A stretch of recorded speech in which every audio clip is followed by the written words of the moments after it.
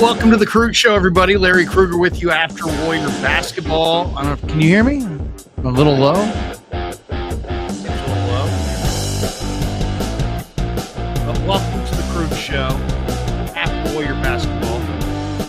Warriors lose tonight to the T-Wolves, and, I mean, this one got away from them. Karl Anthony Towns with a big three-pointer late with 9.9 left off a Draymond Green turnover, and that was pretty much it. For Golden State, that was a big one right there. Poole had a turnover with 4.4 left on a pass to Steph Curry, just kind of a miscommunication, and then Curry eventually would miss the deep corner three to try to tie it, and Minnesota wins at 99-96. And we get it rolling on the Pig and a Pickle Krueger Show, brought to you by Pig and a Pickle, 2 locations in Northern California. Check them out in Northern California, of course, in Emeryville and in Corte Madera. They're open 7 days a week in Corte Madera. They're open Wednesday through Sunday in Emeryville, the best barbecue in all of Northern California. Pig and a Pickle. We hope to be joined by Ned Colletti. Let me see. Ned's sending me a message. Wait, he says he's backstage. No, he's not. He's not backstage. I don't see Ned backstage. Here, I'll invite him again. Try it again.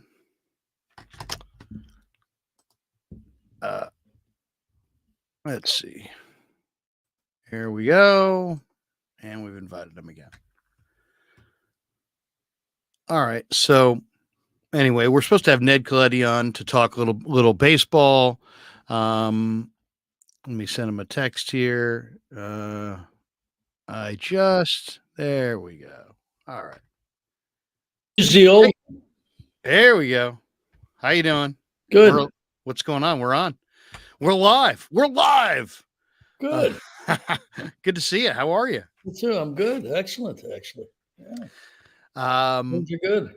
Yeah, I was just saying we're brought to you by Pig and a Pickle, 2 locations, best barbecue in Northern California. Thanks to Pig and a Pickle for being a sponsor of the show.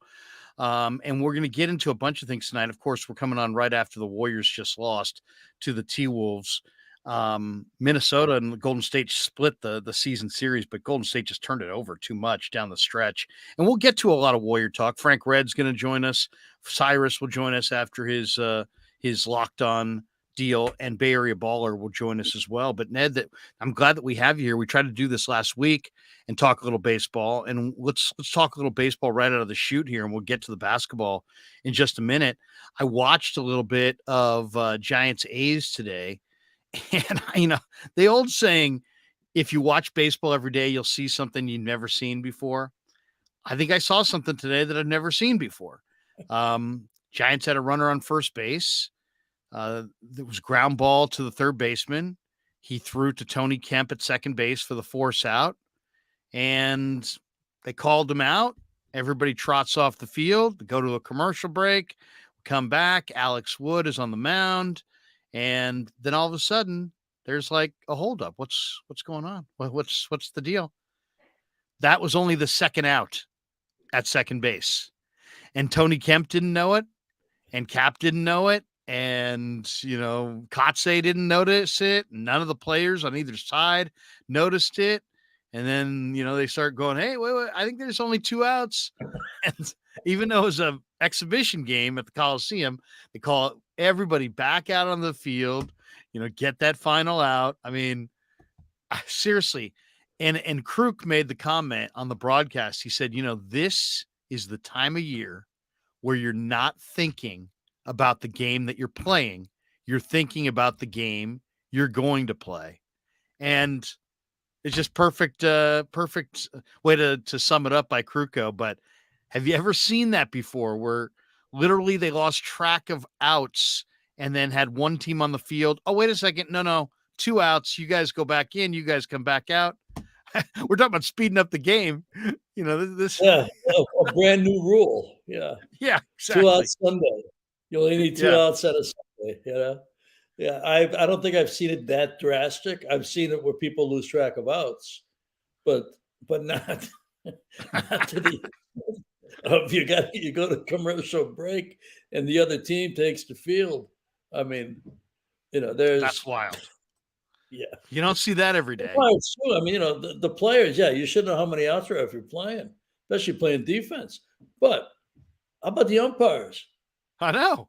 Well, Yeah, they didn't know how many outs there there's were. I don't know. I think there's either 10 or 12 new umpires this year.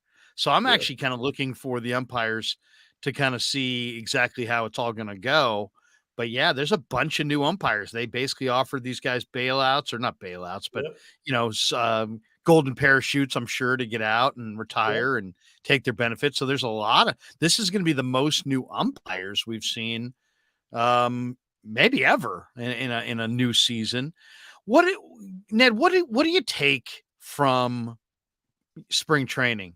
Is there I mean, Kansas City played 6-13 ball. They were 19-12. Um, they had the best record in the Cactus League. Cardinals went 16-7. They almost played 700 ball. They had the best. They're sitting there saying, "Hey, spring training means something." The teams that are saying spring training doesn't mean anything, Miami went 7-16, Pirates went 9-16, A's went 10-17, Yankees went 12-17. Giants open in the Bronx on Thursday morning or Thursday afternoon.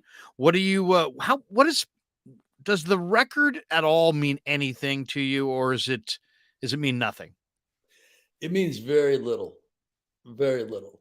Um, you don't know really who's paying attention to the score and how the game is going. You're looking at players in different stages of careers. You're looking at your veterans. They're just trying to get ready. They're trying to get their timing down. They're trying to get their delivery down. They ain't worried about results until you get maybe near the very end. Your young players are trying to make an impression. And so, they're all in every at bat, every pitch. They are all in. But they're playing against players that not necessarily are all in. So you can't really judge how good a young player is at that stage. For a young player, I could make an evaluation that they weren't ready, but I couldn't make you a definitive evaluation that they were ready. That's interesting. So No matter how when they're good they not were, ready. you still Yeah. don't know. But if they can't compete against guys that are half in, half out, then they're not going to be able to compete when the lights come on. And your Kansas Cities, they have a great spring. Wait till the light comes on. The light's coming on at the end of the week. See how it goes then. They could be better, this and that. But again, are they going to play 600 baseball? I'll take the under on that. um, was there ever a spring in your Giant career or Dodger career for that matter where you were like, you had a notion and then, man, by the end of the year, you were dead on. You were right. And then, like, you then said, hey, you know what? I kind of trust my instincts this year because my instincts said it was going to be this kind of year. And man, sure as hell, it was that kind of year. Yeah. Was there one year that stood out to you where you're like, hey, you know what?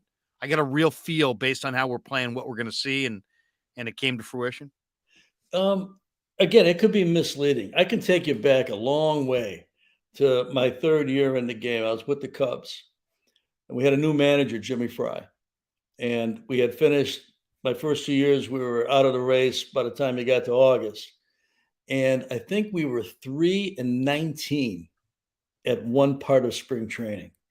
And we had as many Wow. fights on the field as we had wins. And the fights weren't with the other team. The fights were our own guys fighting against each other in front of, during BP and things like that. And that team won the division and came within a win of going to the World Series. So again, you can't really you can get a gauge on it, but I would look for the last week is I wanted our guys again. I don't really care about the result. I wanted our the guys, especially the guys who are going to be on the team. I wanted them to play with a little bit of crispness to their game, a little bit of sharpness to everything that they did. Because again, you can't on Tuesday play an exhibition game and on Thursday you start opening day. And if you haven't sharpened up your skills and you haven't sharpened up your game, by when you get to Tuesday, the chances that Thursday you're going to be ready to roll and you're going to be outstanding against the best in the world, not likely. So the last week or so, I needed to get guys a little bit sharper, a little bit more fine-tuned, the guys who are going to make the club.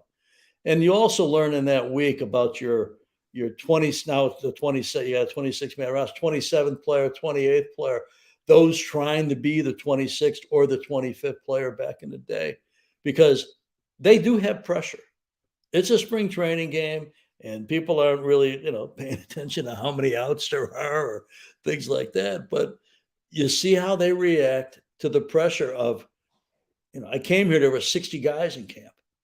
There's like 28 of us now. And, two of us got a chance to make the team. I'm one of them. What am I going to be able to do about it? So you can see that a little bit at the end. And you'll see a lot of guys that have a great camp until you get to the last week, and then suddenly everything starts to get a little bit hotter. But you got to take the entire thing with kind of just an advanced look and an understanding of where you're at, and be realistic with what you're doing. Last thing I'll say is, for the young players, the greatest value I think for a young player is they are leaving an impression. Gabe Kapler and his staff, players who played well for the Giants throughout the spring that didn't make the club. You never know what's going to happen in the course of a season. But most managers and coaching staffs, they may watch a little video as the season goes on, but everybody's days are so full, probably pretty much unlikely. So the impression that the player made, on time, there early, extra work, attention to detail, asking a lot of questions, refining some of the things the coaching staff has worked with them on during the month of March. Those are the players that the manager during a season, when you got an injury or you got somebody that's going to get sent down, those are the players who had that type of spring. The manager is going to say, what about so-and-so? Because they've left that kind of impression. Or it can go the other way, where the GM really likes a player, the development people do, but the manager's impression was so-so. Came in late maybe one day, or didn't really fit in, or didn't really play their hardest, couldn't replicate instruction. Those are tough to sell, because the managers leave. Every manager leaves, every coaching staff leaves Florida or Arizona with an idea of who's in the system based upon what they saw firsthand. Did you get to see any Cactus League this year? Or I know you're moving around. The Giants have this young hotshot third baseman, Casey Schmidt. He had a real good year last year. Gold Glove caliber third baseman, real good defender, ripping it in spring training. I was down there a couple weekends ago, hitting gappers and just looking very much like their best hitter. Was hitting like 440, wound up hitting like 330, 340 this spring. They brought him with them, or they brought him with them to back to the Bay Area. They're not sure exactly if it doesn't sound like he's going to go north with the club. But first game today against at the Coliseum, Major League Baseball Stadium, the extra deck, he's had an incredible spring. He's hitting 340 after today with a 354 on base. 0 for 5, 3 strikeouts. I mean, sometimes there's an adjustment, I would imagine. And some of these guys, a guy like that, he's had a great spring. I'm sure he'd love to go north with the club. I think they should promote him and just go with him because he's that good. But if today was any indication, maybe he ain't ready. Well, I lived in the Bay Area for a long time, and the Bay Bridge, that's a long bridge. I live down by the San Mateo Bridge. That's a long bridge. Golden Gate Bridge, fairly long bridge, not as long as those two. None of those bridges are as long as the bridge from AAA baseball to the big leagues. That is a massive bridge. That's one of those Louisiana bridges from New Orleans up to Baton Rouge and beyond, or something. I mean, it's the longest gap that you got to cover as a professional baseball player. Everything else is kind of close, a little bit better as you go up. But from AAA to the big leagues, it is a totally different game. How many times last season early did we talk about Joey Bart? And we probably had this type of conversation in spring training about the promise of Joey Bart. And then we saw what happened in the first couple months, right? Wasn't that easy. None of this stuff is easy for an athlete, for a baseball player. So you got to measure it all, and you got to be wise with your choices, because you can't have a player too that you do bring up early. You give them the proverbial chance, and then it's 1 for 20, 8 strikeouts, couple errors, game's moving real quick. People talk about pace of game too slow, pitch clock now, and all that, but it is a fast game when you are playing it. And some guys, it takes them a while to regroup. We had a third baseman years ago in the Cubs organization, high-end prospect, brought him north, struggled, never saw him again. Wow. So you got to be careful. Yeah, I mean that, and that's the thing. I mean, some guys, some do, some don't, as they say, and you never know. The new schedule, the Dodgers roll in to San Francisco like right away, like one of the first series. I looked at the schedule. They don't come back until the final weekend of the regular season. How's that good for baseball?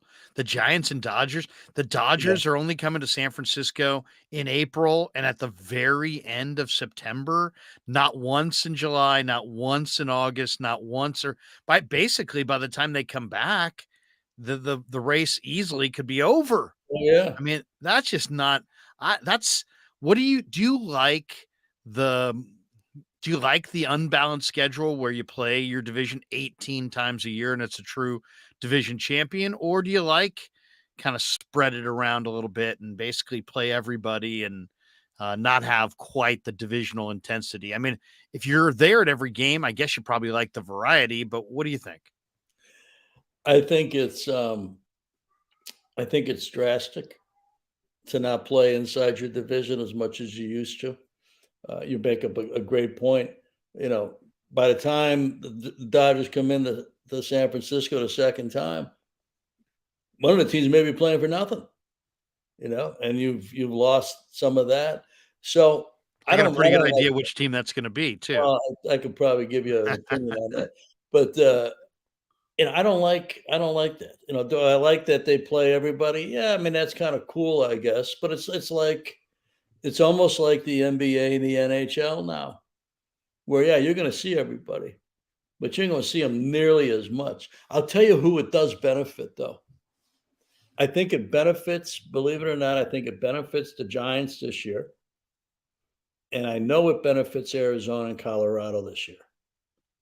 Because in my opinion, they're going to have a tough time, those last two teams, competing against San Diego and LA.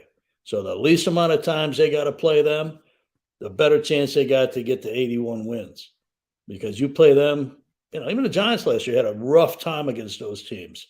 I think the Dodgers beat the Giants 12 of the last 13 times they played them. Yeah. San Diego, I think, San Diego 7-2 the last 9 times they played the Giants. The old saying was you had to be 500 on the road and about 20 over at home, and you had to beat your division. You had to be way over 500 against the teams in the division. But that's not necessarily going to be happening anymore, and that's not necessarily a criteria, which is good for Colorado and Arizona, and maybe good for the Giants. But we welcome in Frank Red to the show as well. I don't know if you guys know each other, but Frank Red, Ned Colletti, Frank Red. Hey, Frank. Pleasure, Ned. I haven't had the pleasure to meet you personally, but been a big fan of your work for decades as a thank you. Young whippersnapper coming up with Larry in Northern California sports market. Literally, I could think of 30 plus conversations, interviews that you've had with Larry, and me listening in the car, learning so much about baseball. I played right field and catcher, so to get that inside baseball conversation with you and Larry all those years has been a pleasure. Thank you. I really appreciate it. I really appreciate that. Thank you very much. It's been an honor. I've known Larry a long time, and it's always been a cool conversation. And thank you. Thank you for that great scouting report. I should hire you as my agent. That's pretty good. We're coming on after Warriors T-Wolves, and we'll get into a little bit of hoop, but we were talking a little baseball since we got Ned out of the chute. I wanted to ask you, Ned, about just your thoughts on just this year as far as, the NL West. I mean, I kind of see the Dodgers won 111 games last year. I mean, it was an incredible season, one of the greatest individual seasons we've ever seen. They won the division by like 22 games. They beat the Giants by whatever it was, 32 games or something like that. It was really rough. Giants had to rebound late to finish 500. Now you got the Padres, who were pretty stacked. I kind of think Arizona looks like the third best team in the division to me. The Giants look okay right now, but they're very thin, I think. Now, I've heard other people say they're very deep. I don't know if I see that. They may have a deep rotation, but they lost Carlos Rodon. I see it as Dodgers, Padres, Padres, Dodgers. I actually was hot to trot on the Padres going into spring training, but it sounds like they have a lot of kind of internal battles going on there, and everybody's not necessarily pleased with where they're playing and the whole makeup of that club. I think there's a little bit more there than meets the eye. So I like Dodgers 1, Padres 2, Diamondbacks 3, Giants 4, and the Rockies. I don't know. I'm not sure exactly what the Rockies are doing right now. They're really, really the worst team in this division, I think. How do you see the NL West, which gets rolling officially Thursday? I see it the same way. And you know what? After we're done with the baseball stuff, I'd love to listen to some of the NBA conversation. I may have we'll get to it for sure. Wait till Cyrus gets in here, Ned. Yeah. I may have a couple questions for you about what you see and different things, because it's very intriguing for me to hear what other people think about sports that I pay attention to, but don't know like I know this one. I think what San Diego done is great for the game and great for that market. They've sold every seat they can sell. They got the cities above. There's no other really pro team there. You got minor league hockey. That's it. So they've done great stuff. But it's like whenever you watch, you just got done watching the WBC. Great games. But most of the time when you put together all-star teams, you don't always have a good chemistry and everybody in the right spot. And maybe that's something that they're going through right now a little bit there. I'll say for both those teams, they're going to go 1-2. How they go, don't really know yet. But it's going to be the team that can pitch the best and pick the ball up. Okay? San Diego's got phenomenal offense. But if you can't pitch, you're going to lose games. You're going to lose games late. And then you got all kinds of issues that come. Dodgers, different team. Nowhere near the 111 wins. But they do know what they're doing. And they do know how to win. And so it'll be interesting. Their starting pitching, I think, is thin after Clayton and Julio. And he's in his walk year. So, I think he's like 37-10 the last 2 years. ERAs in the twos. I mean, who's doing that these days? But, this might be where the window starts to close for them for a minute. We'll see how good their farm system is, and we'll see how they can pitch. Noah Syndergaard has been so-so. Dustin May's coming back. They've Tony Gonsolin from Northern Cal is out for a while. They've got some questions there too. And they're not the same team they were 2 years ago or even a year ago. Giants, I think it remains to be seen. They're 81-81 a year ago and had a good finish, I think. Maybe the last 2 weeks of the season, they played pretty well to get back to 500. 500 ain't going to win you nothing in this division. Mm-hmm. So it depends on where they're at and how well they execute. But really, for anybody in this division, can you pitch and can you pick it up? And that's why, you say Arizona third. You know what? I can't disagree with that, because I think they probably have developed as much pitching and acquired as much pitching in the last couple of years as any team in the division. Guys that can pitch. Gallen can pitch. Okay, Kelly can pitch. They've got some guys. So it'll be interesting. And what we talked about before Frank joined here was not playing 18, 19 games inside your division. That benefits the teams, those three teams, because they're not going to have to see the Giants or not the Giants, but the Dodgers and the Padres. They'll see them 6-7 times less, which for those guys, that's a good feeling when you're seeing them less. More is tough. Yeah. I mean, it's just you've got juggernaut teams in the top of the division. So if you can mix it up, that's always nice. Before we get into Klay Thompson, let me ask you about Trace Thompson, because I like Trace Thompson. I thought he served a role on the Dodgers last year. Today, 2 more strikeouts against the Angels. He's hitting 094. He's just had an ugly spring. And I looked at LA's, I saw LA in Scottsdale a few weeks ago. They've got some interesting guys, in there. I love this young kid, Miguel Vargas. He's obviously quite a hitter. He can play all over the place. I mean, this team, they've got Steven Duggar, who we know is a tremendous defensive player. Luke Williams is kind of an interesting utility guy, has been swinging it pretty well. Not to mention, the big kid, Zimmer from USF is in this camp. There's some other guys there. Obviously, Hayward, Jason Hayward was brought in as a non-roster invitee. What do you think, Ned? What's your evaluation of Klay's brother Trace? And can a guy who's kind of borderline hit 094 in spring and make the club? Or he's out of options? So are they going to wind up waiving Trace Thompson? What do you think's happening there with Trace? Well, you have a lot Dodger outfield. You got a lot of different decisions tied to the player. He really had a great year last year. Kind of saved him. Got him for basically nothing, and he came in and he played as good as he's ever played in the big leagues, which gave them the confidence to let Cody Bellinger walk and to give him an opportunity. I know him a little bit, but not well enough to really dive deep into the personality or the thought process that he brings to it. Just a general comment is I've seen a lot of players who play best when they've got nothing to lose, so to speak. He was picked up he joined the club the way he was. Second time he was with them, kind of a minor league guy for a while, back and forth. And what's he got to lose? So he plays great. Now suddenly Bellinger is gone. He's the guy everybody's been talking about all winter long. Going to almost, play the most. If you had to put somebody in the center field spot before you got to camp, it's him.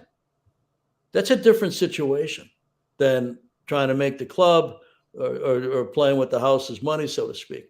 There's a different expectation. And we've all seen it. We've all seen it with athletics. When you have expectation, that can be a heavy, heavy weight to carry around. Some guys carry it around like it's a couple ounces. Some guys carry it around like it's Atlas in the old sculpture, like the weight of the world. And so, it remains to be seen what it is. But when you have a player that you trust, and they do trust him, and he's out of options, that buys you a little bit more time typically. Because if you lose him, were you that wrong in the winter to give him a chance, to give him, a solid chance to be the everyday guy based upon what you saw? No, that made sense. So that he's out of options, I think, is probably 50% of the decision that they're going to have to make. Because if somebody else claims him and he goes back into that situation, and again, I don't know him well enough to say this is expectation is a tough thing to deal with. I don't have any, I'm not saying that, but I do know that it has affected other athletes through the years. Somebody else claims him on waivers. We're kind of getting ahead of the game here, but somebody else claims him. He goes someplace else. There's a waiver claim. Again, you're back to what's the expectation? Hardly any. Expectation, play hard, play wise, and do the best you can. That's different than, hey, you're playing every day for a team that won 111 games last year, whose only goal is to win the World Series. It ain't to get to October. That's almost a rite of passage. It's to get all the way through the month of October. So a little bit different season, or spring at least. People in the chat asking, a couple people saying, where's Danny? When's Larry bringing on Damon Bruce? As far as Damon Bruce, we will probably be doing something coming up in the next week. So look for that. As far as Danny is taking a trip to the Philippines with his lovely bride. So he'll be out for the first couple of weeks of the baseball season out in the Philippines. And then people asking where Rye is. I haven't talked to Rye in a couple of weeks. And it wasn't my day to watch him. But anyway, but I nothing seriously is wrong with Ryan, if that's what your people are saying. Is he everything okay? He hasn't any Twitter posts. I don't know where he's at, but I don't think anything bad has happened to Ryan. Just for keep everybody up to speed on that. The Warrior game tonight was a really, it's funny, Ned, it's and Frank, we it's like one thing that translates from sport to sport is that sometimes there are players that just own you and it doesn't necessarily make sense, and they're not always the best players. But the Warriors this year have absolutely gotten owned by this big man for the Minnesota Timberwolves, Naz Reid, who was fantastic again tonight. In 21 minutes off the bench, he had 23 points, 6 rebounds, 1 assist. He took 5 threes. He made 3 of them. I mean, the guy only had 1 turnover. Red, he was fantastic tonight. The Warriors cannot solve, the riddle that is Naz Reid. And man, I mean, like if you ask Steve Kerr about Naz Reid, he'd be like, I want that guy on my team. He's a big guy who can shoot threes. And against the Warriors, he's just prolific. Yeah, he's not a mystery anymore. I think the Warriors knew that coming in.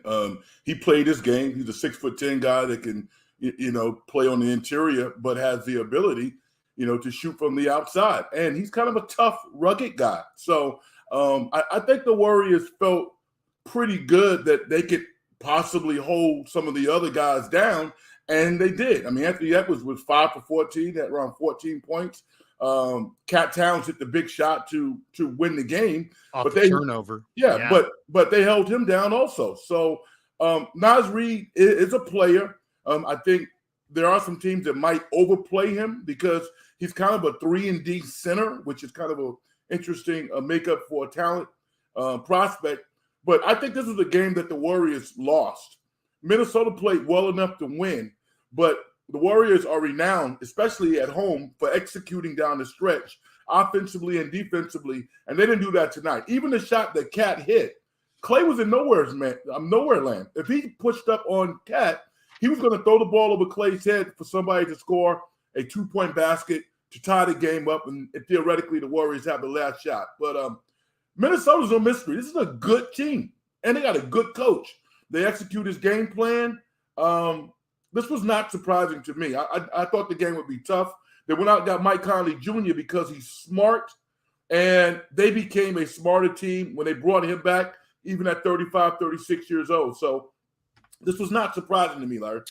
Well, what did you think of the last turnover? We lost Ned there for a second. I don't know if Ned is going to jump back in or not, but hopefully he can.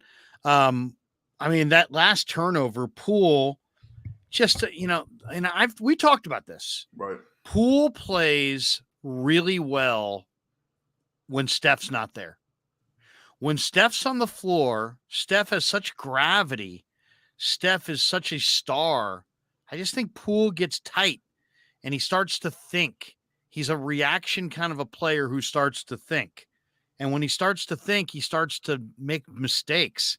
This turnover with 4.4 seconds left in the game was the kind of, play that just cannot happen. You cannot be just throwing the ball out of bounds. You cannot have an unforced turnover, inside of a minute, and let alone with 4 seconds left in the game. I mean, if he doesn't turn it over there, they maybe win the game. Instead, he turns it over there and they lose the game.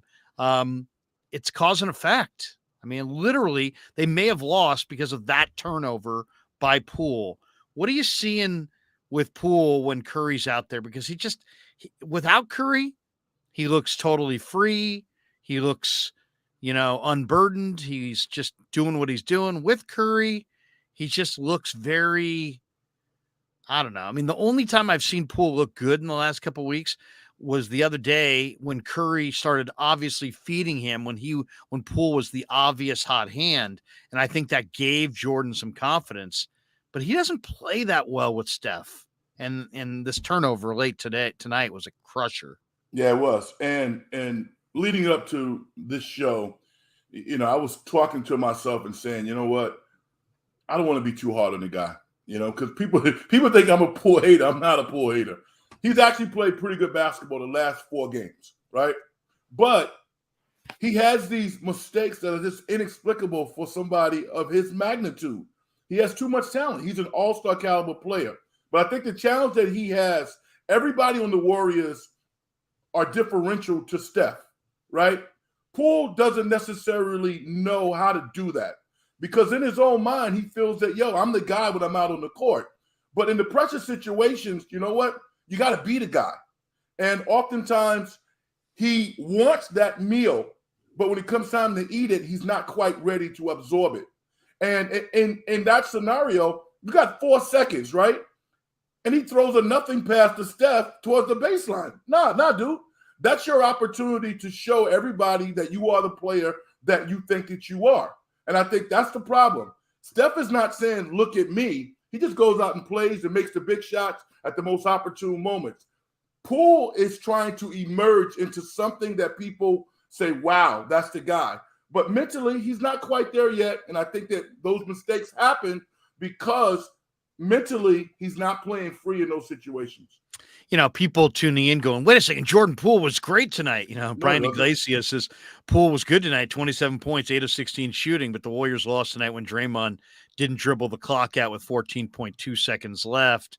And obviously that point off turnover, Cat hit the big 3 off the Draymond turnover. But what I'm mentioning, what we were talking about, Ned, is when you were out there was just how Jordan Poole has been a really good player when Steph Curry's not on the floor. When Steph Curry is on the floor, and I don't have the numbers to back it up, but it just seems like Poole is, the gravity of Curry. He's just always he's questioning his shot selection. He doesn't play well around the greatness of Curry. And I'm just kind of wondering, you've been an assistant GM when the Giants had Bonds, and obviously Kent, those guys dominated in the really the entire time they were in San Francisco. They both won MVPs. Now you've been in LA as well, where there's some big time stars.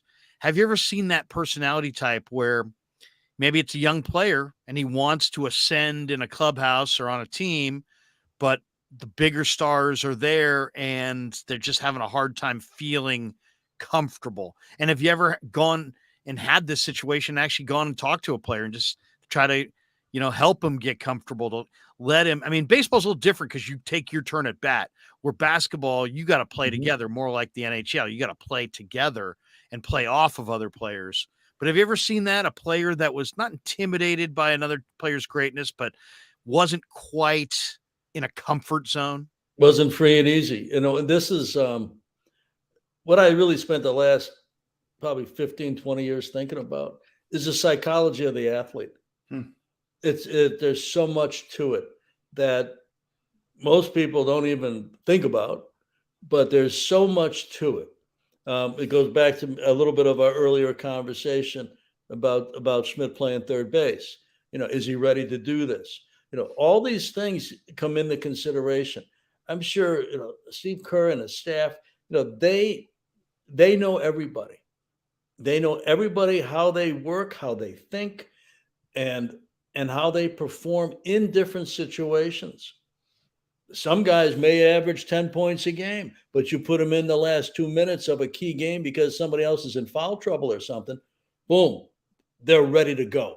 They can't wait to get to the moment. It's like having a player that, we had Andre Ethier get like 7 or 8 walk-off hits in one season. Loved the moment. Other guys, they could be a great shooter, but you get down to the last minute or two, hey, give it to somebody else. I'm sure you guys see this throughout the game.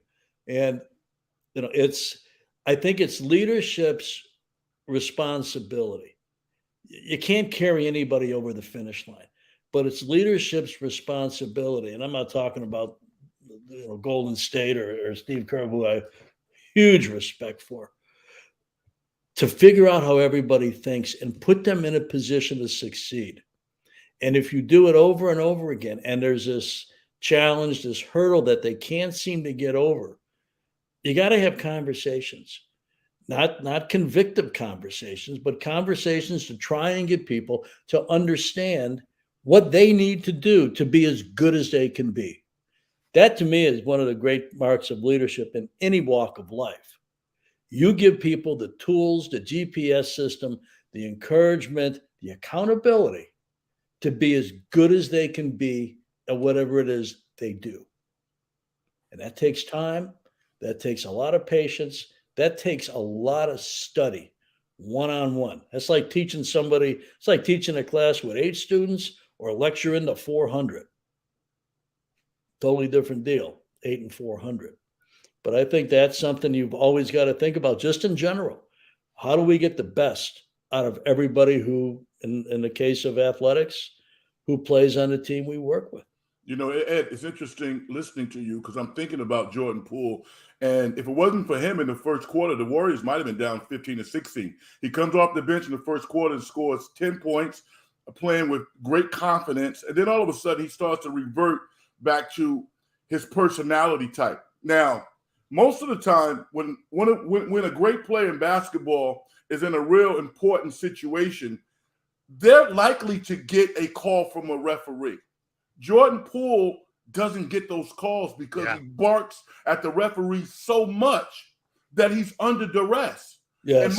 And my thing is, you are an excellent player. Your next growth point will be to be impervious to the referees and just go out there and play and be the player that you are, because it hurts him. He's on the cusp of being great, but because psychologically he's in his own head and he's disrespectful to the referees, he doesn't get the respect that he deserves. You know, you can't have any distraction. The great players in any sport have no distraction. Crowd, changing momentum in the game, officiating, umpiring. They don't have any of that.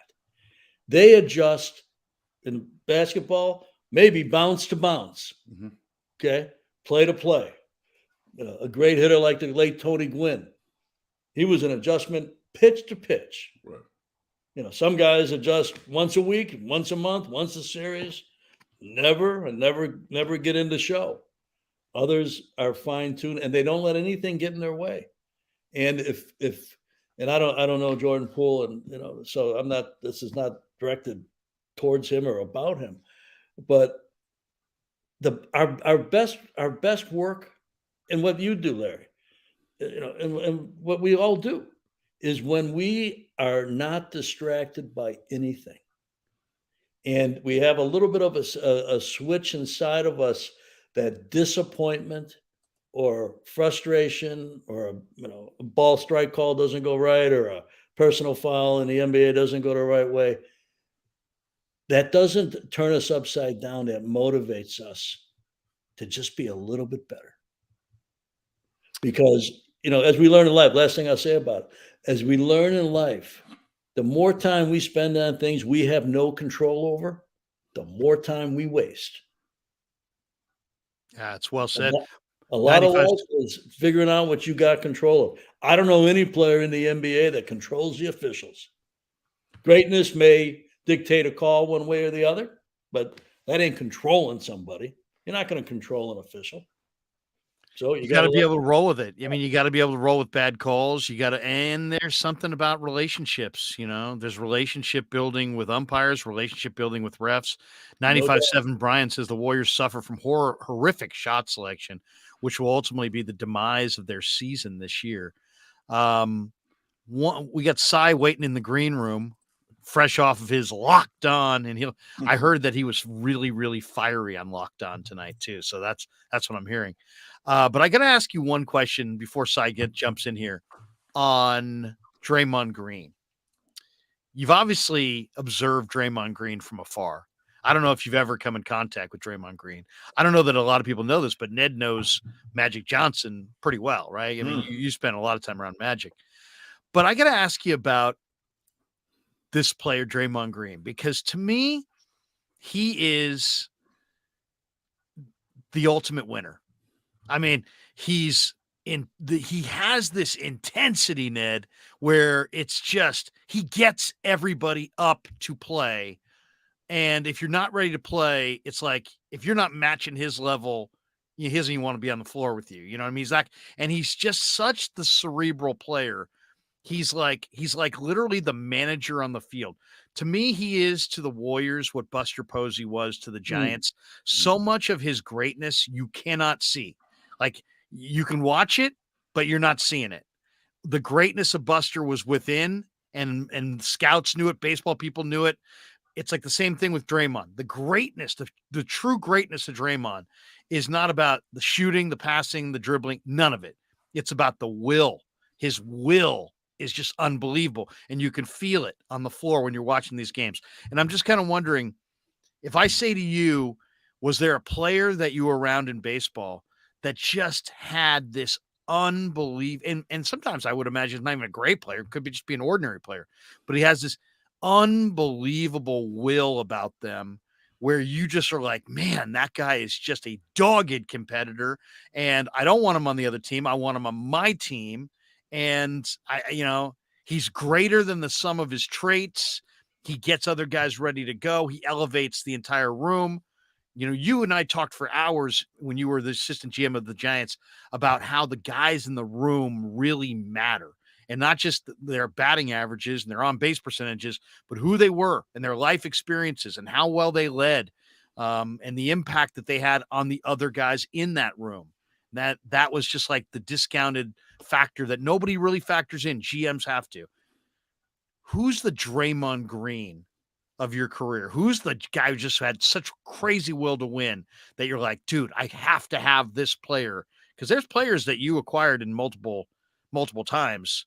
There's probably somebody along the line that you just thought, man, this guy's a crazy competitor. That's a great question. I'll go back to my Cub days. And as soon as you started talking about this, I thought of Andre Dawson.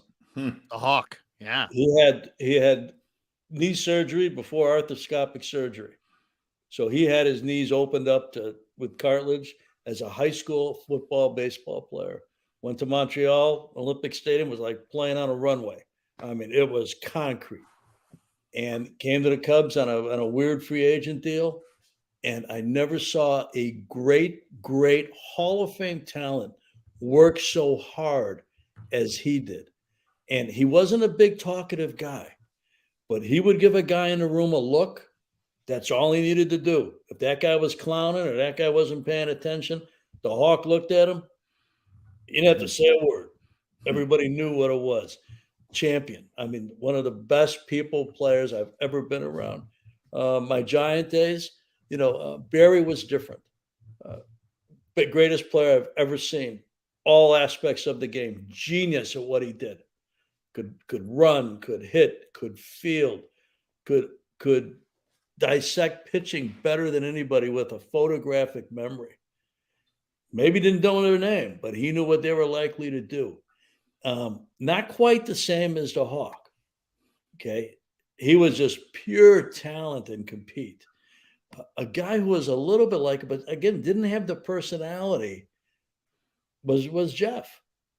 He was a tough guy to get to know, so to speak. And he and I had a great relationship. I had him in LA after San Francisco. But those two guys kind of led by what they did. Okay.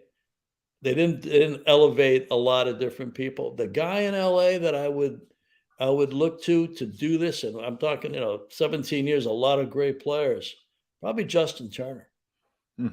Wow.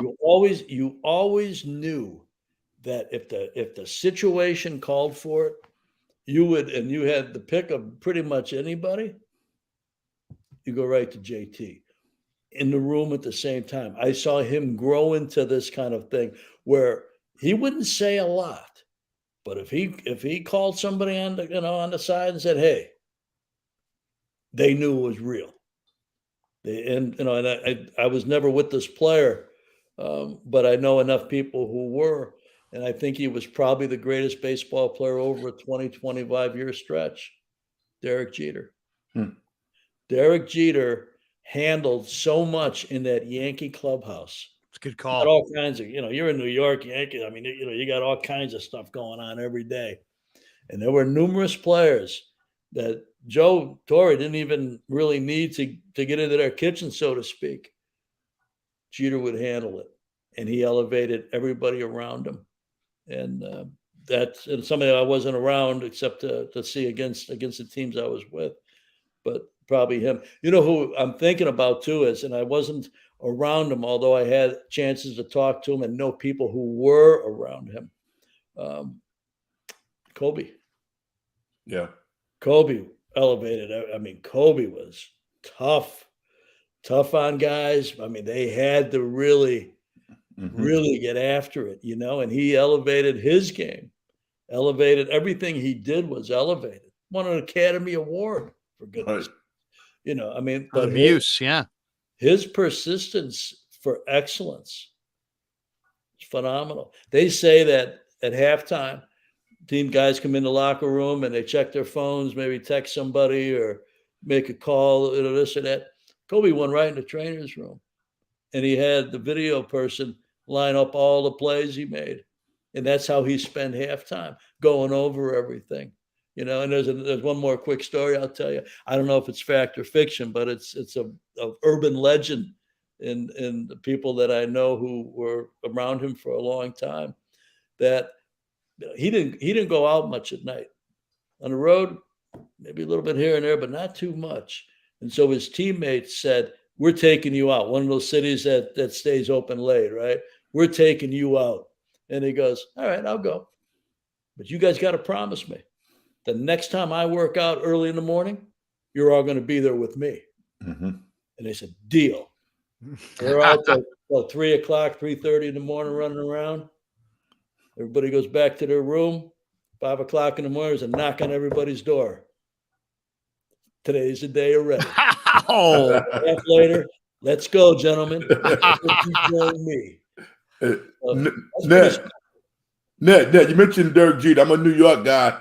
Actually, had a couple of classes at Fordham with Pete Harnish. Oh, goodness. Yeah. Yeah. Pete and I were pretty good friends. The Yankees have a new shortstop, Anthony Volpe.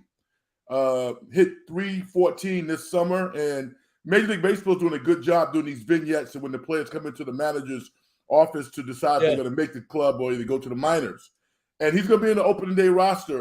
What should I be looking for with this kid?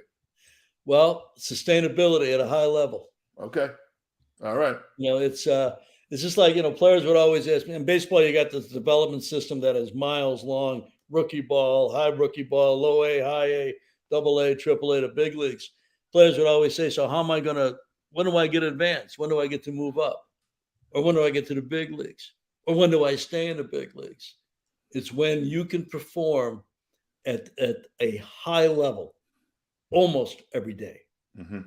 You can go watch a double A game, or you can go watch the San Jose Giants, and you'll see somebody have a big league game. But it may be the only time in a week. Right. You got to have that consistency of performance. So, you got a shortstop in New York. Good luck. Good luck. Yeah. He's the youngest Yankee shortstop since Jeter debuted at age 20 in 1995. Yes. 20. That's incredible right there. Nick, I love Juan Uribe too. Yeah. Nick Carachillo says, "I love Juan Uribe." Ned had him in LA after he was here in San Francisco. Juan Uribe was a terrific, underrated player. I'll give you another one. The late Nick Cafardo, who was one of my favorite people in the game. Got to know him during the Bonds home run chase. He was out here covering the sport for the Globe, and he died in spring training a couple years ago. Just a sweetheart of a guy. I mean, did you know Nick well, Ned? Oh yeah. Great guy. Yeah. And then this guy took over the Gordon Needs, Peter Gammon's baseball notes column, and this guy was as plugged in as anybody, and he was around all these super jaded people in Boston. He never became jaded. He was always really positive. But I remember having a conversation with him about Draymond Green and who he thought Draymond Green, reminded him of him in baseball. And he said Veritek. Oh, and Veritek was kind of a lot like Draymond Green. It's like one of these, like, "Hey man, I ain't taking any crap, and this is the way it's going down."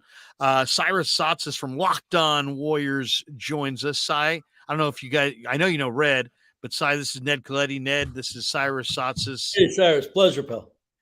It's Cy and I go back. He was running the board for me in 2000 and I'm muted. Yeah, Ned, we've spoken on the phone a lot when I was booking you for shows for KNBR or something like that, but a pleasure finally to meet you. Thank you. A little more formally. Yeah. Nice to meet you, sir.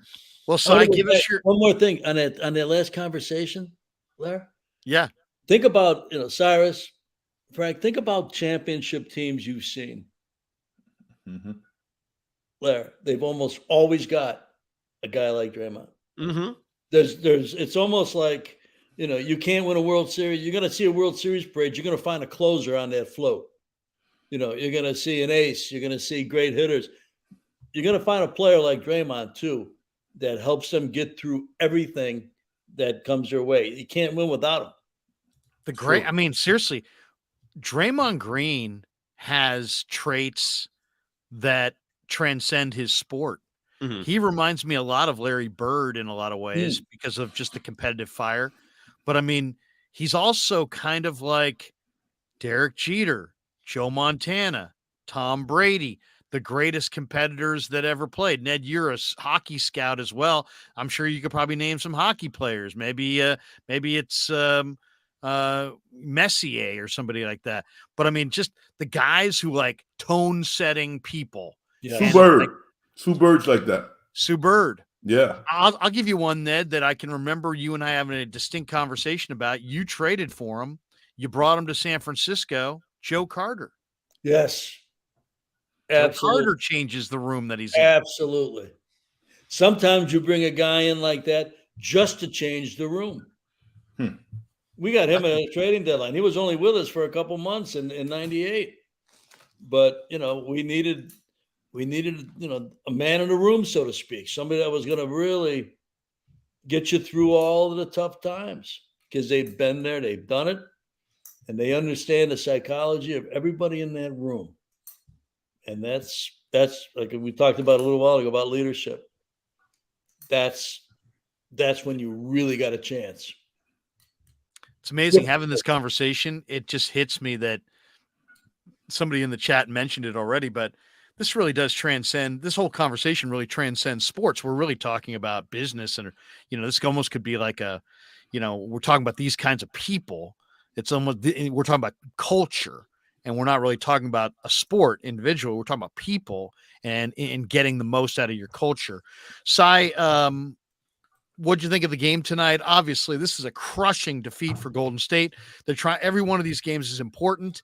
I was saying to the guys before that the turnover from Poole to Curry on the side there was just inexcusable. Poole did have a phenomenal game. Yeah. Golden State, though, if there's one thing that I would point to, they had 5 turnovers in the fourth quarter. Mm-hmm. We've seen Golden State come out in games, turn the ball over, fall behind, but we hardly ever this year have seen them finish games in the fourth quarter, turning it over. It's usually, nightmarish first quarter turnovers. They got it in check in the second half and they won the game, especially at home. They lose they've won 9 in a row at home or whatever. They lose only for the 8th time at home all year. Yeah. 5 fourth quarter turnovers.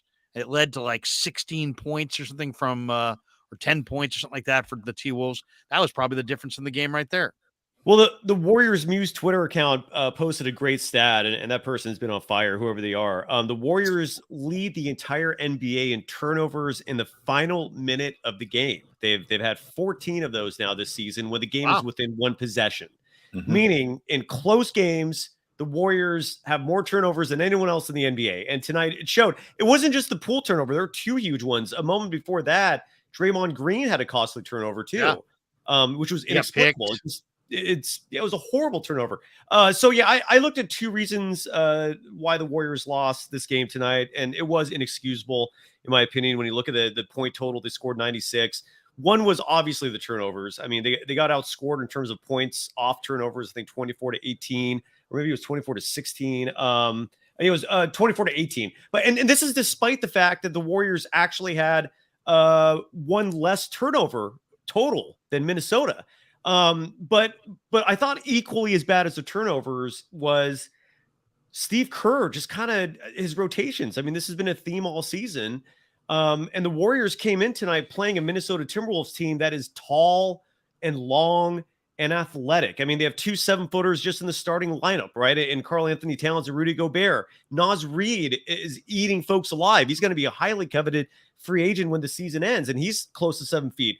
And then Kyle Anderson, who's like 6'9", 6'10", played 32 minutes. And the Warriors responded to that with JaMychal Green getting 3 minutes. And in those 3 minutes, by the way, there were +8, right? So plus minus is a really picky stat to choose from. But when a player only plays 3 minutes and they're +8, that means for those 3 minutes, the Warriors were doing fine. They were outscoring the opposition for those little 3 minutes. And we never saw him again. Why? He's 6'9". You needed his height.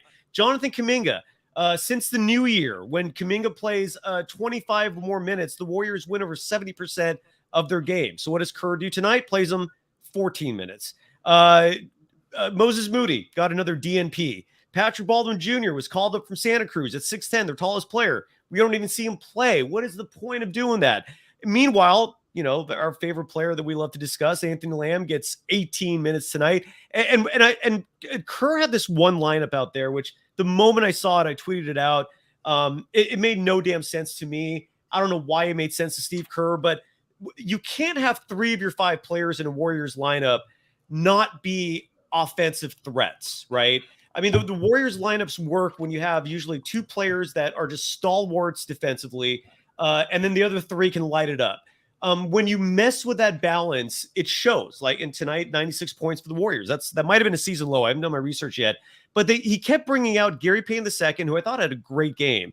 But you can't play Gary Payne II out there with Draymond and Anthony Lamb. That's basically 3 of your 5 players who cannot create their own shots, who are not playmakers, and it puts so much pressure on Poole and whoever the other player was. I think it was Clay for part of it, Steph for another part of it. And Clay and Steph struggled tonight. I mean, Clay, I think, missed 8 straight 3-pointers at one point, finished the game with only 15 points. He's gone below 20 in 4 of the last 5 games. And then Stephen Curry only shot 8 of 23 from the field, only 4 of 13 from beyond the arc, and he only finished with 20 points. So it was a poorly coached game, and the costly turnovers at the end are the reason why they ultimately lost. But I don't think it should have even been that close. It was just ugly, man. They got beat inside, right? They were -12 on the glass. They were Correct. -6 points in the paint. I think it's fair. I think it's 12 fair is big, by the way. What's that? Being out-rebounded by 12 is a big number. That's not something to gloss over. But it's the points off turnovers. It's 24 points off Warrior turnovers. That has been a consistent theme for the Warriors all year. But real quick, Larry, the Warriors did get 18 points themselves off turnovers. So it's not like they got killed in that department. A lot of people are going to focus on that because at the end of the game, you had 2 massively huge turnovers, but throughout the game, I mean, they shouldn't have been trailing. I think it shouldn't have been this close. And Kerr in a small ball, man, I just don't get it. It works most of the time, but it has its moments. Tonight was not one of them, and they paid the price for it, man. It was a costly loss because now Minnesota, in theory, if they finish with a tied record, will surpass them in the standings, and that's not good. It's just not good. Yeah, I mean, we're almost like in a pennant race type basketball finish here because you got, 8 teams within like 3 games of each other, and every night there's a reshuffling, and everybody desperately wants to avoid the play-in tournament. Mm-hmm. And everybody's keeping one eye on the Lakers because the Lakers have suddenly this force of nature with all the moves they've made. In some ways, Ned, as a GM, I mean, I have so much respect for Pelinka, who I think probably ceded control somewhere along the line to LeBron as far as making moves a couple years ago. LeBron wanted Westbrook. It's just an example of why players aren't GMs. That really didn't fit with the team at all. It didn't fit with LeBron's skill set at all.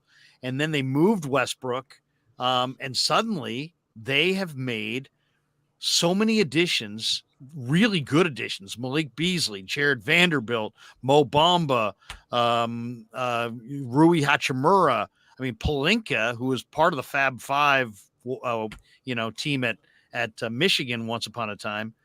I don't know if you've ever met Rob Pelinka, Ned, being down in Southern California, but Pelinka, in my mind, deserves Executive of the Year. And if the Lakers get into the playoffs, I wouldn't be shocked if they wound up in the conference finals. I've never, and they were dead. They were dead, finished, done, through, put a fork in them, nothing. And then he started making deals, and it's the NBA, so there's fewer players on the roster. He probably acquired 6 players on a 15-man roster. Look at the percentage of turnover of your roster midstream. And if they make the playoffs, they're going to be a ridiculously tough out. Obviously, being down in Southern Cal, you've noticed Pelinka and what he's done with the Lakers. Yes. What do you think? Well, you bring up such a great point. I mean, it is hard to do what they've done. Mm-hmm. And when you change that big a percentage of your players, with every game being vital to your success, you're rolling the dice a little bit because you don't know how it's all going to fit.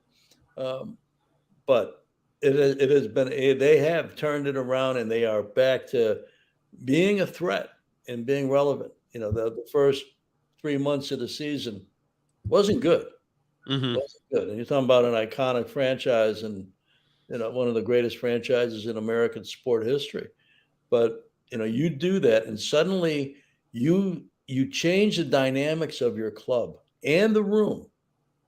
And it may be just a little bit. And when you get players, sometimes you get a player, and we talked about this a little bit earlier, that makes everybody else around them better.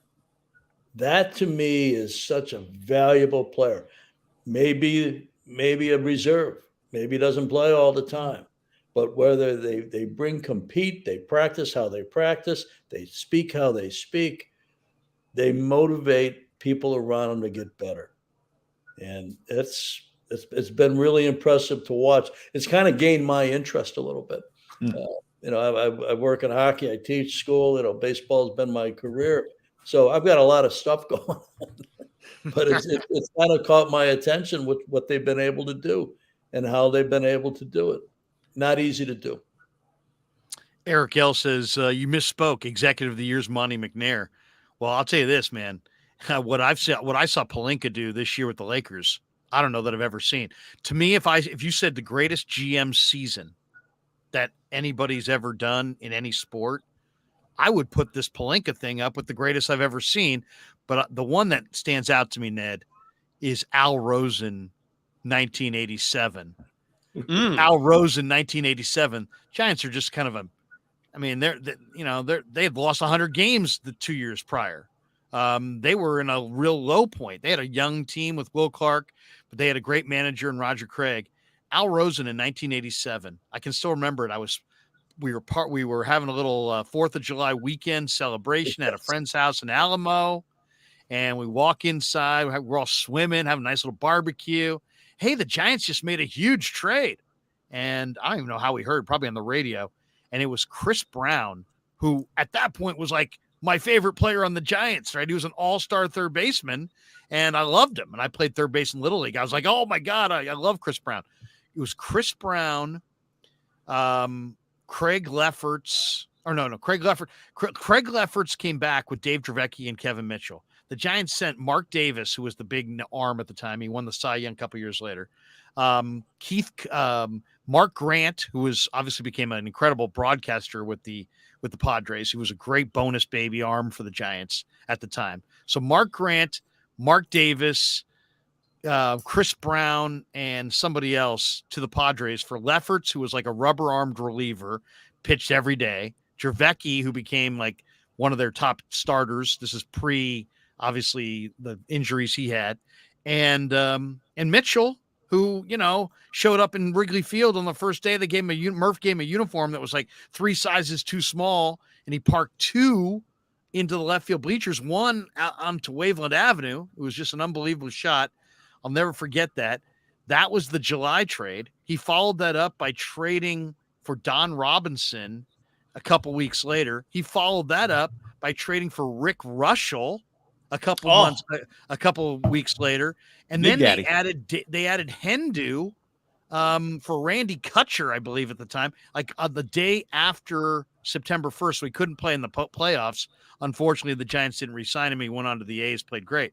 But Al Rosen, 1987 Al Rosen, single-handedly with those 3 or 4 trades, kept the team afloat. It was one of the greatest performances. I mean, Al Rosen, any baseball fan knows the late Al Rosen was a hell of a hitter, an incredible third baseman. And I'll say this, Sabe and Giants fans, maybe Sabes and maybe you and Ned maybe had a temper from time to time. It all paled next to Al Rosen. Al Rosen, there would be reports by the beat writers, like at least 3 or 4 times a year. Al Rosen turned over the spread in the post game.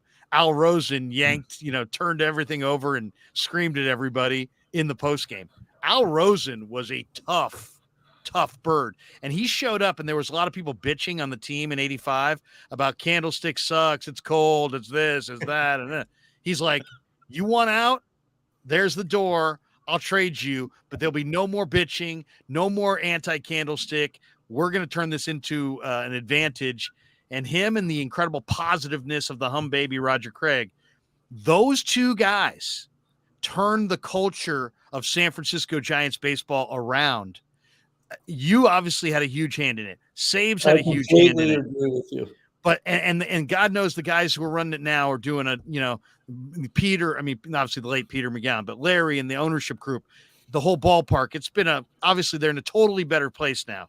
But the Giants, the people who really turned the Giants from losers into winners and took all the negative and made it a positive, Roger Craig, Al Rosen. Can I have a couple comments? Oh, please do.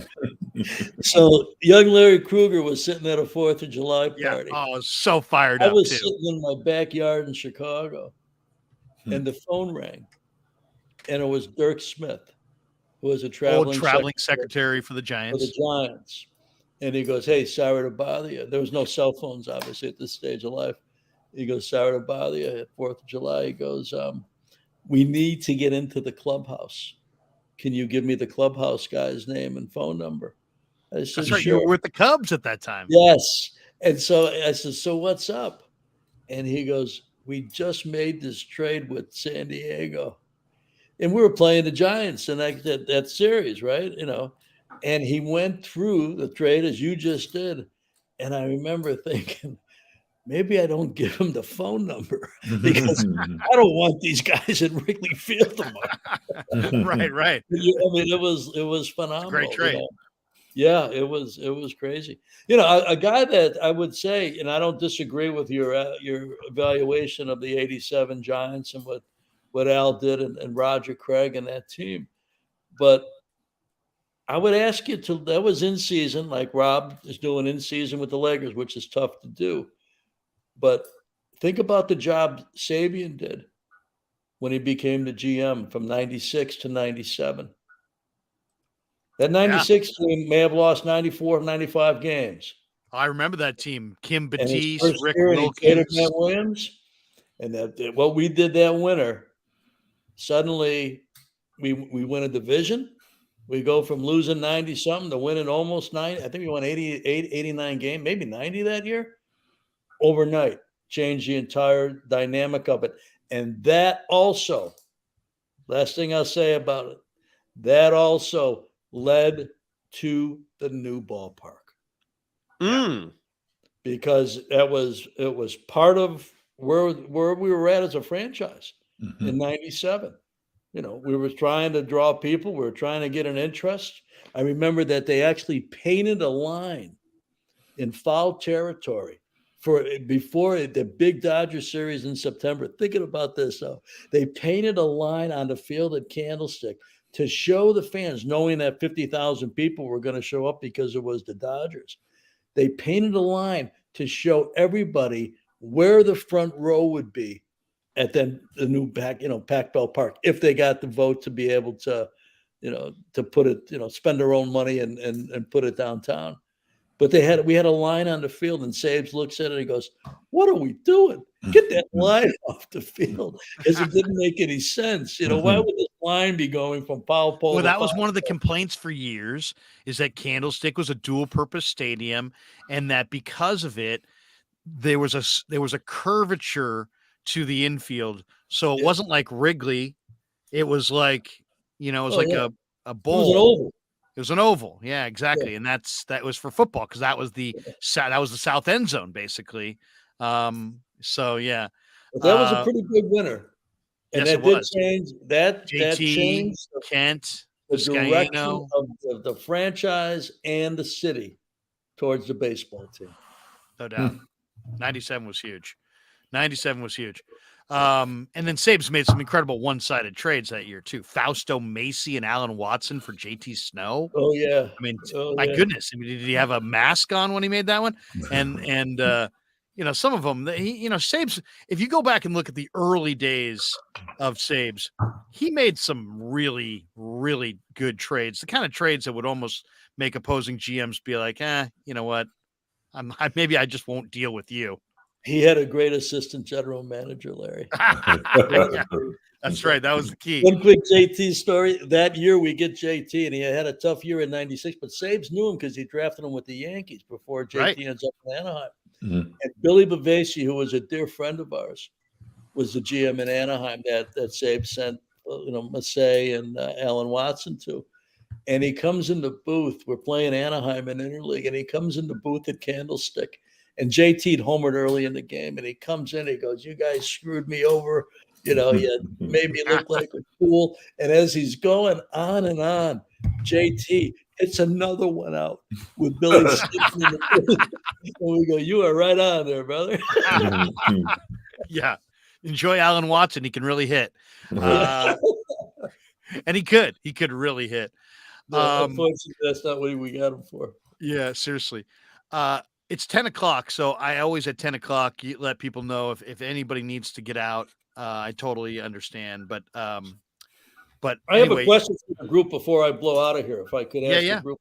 Yeah, please do. We were talking about culture. We were talking about guys like Draymond. We were talking about different things like that. This is just my theory, and I'd be interested to see what Frank's got, and Cyrus has got, and you've got, Larry. One of the things that I found that I believe has really challenged the dynamic of successful teams that could sustain success. Warriors have sustained success pretty well for a while.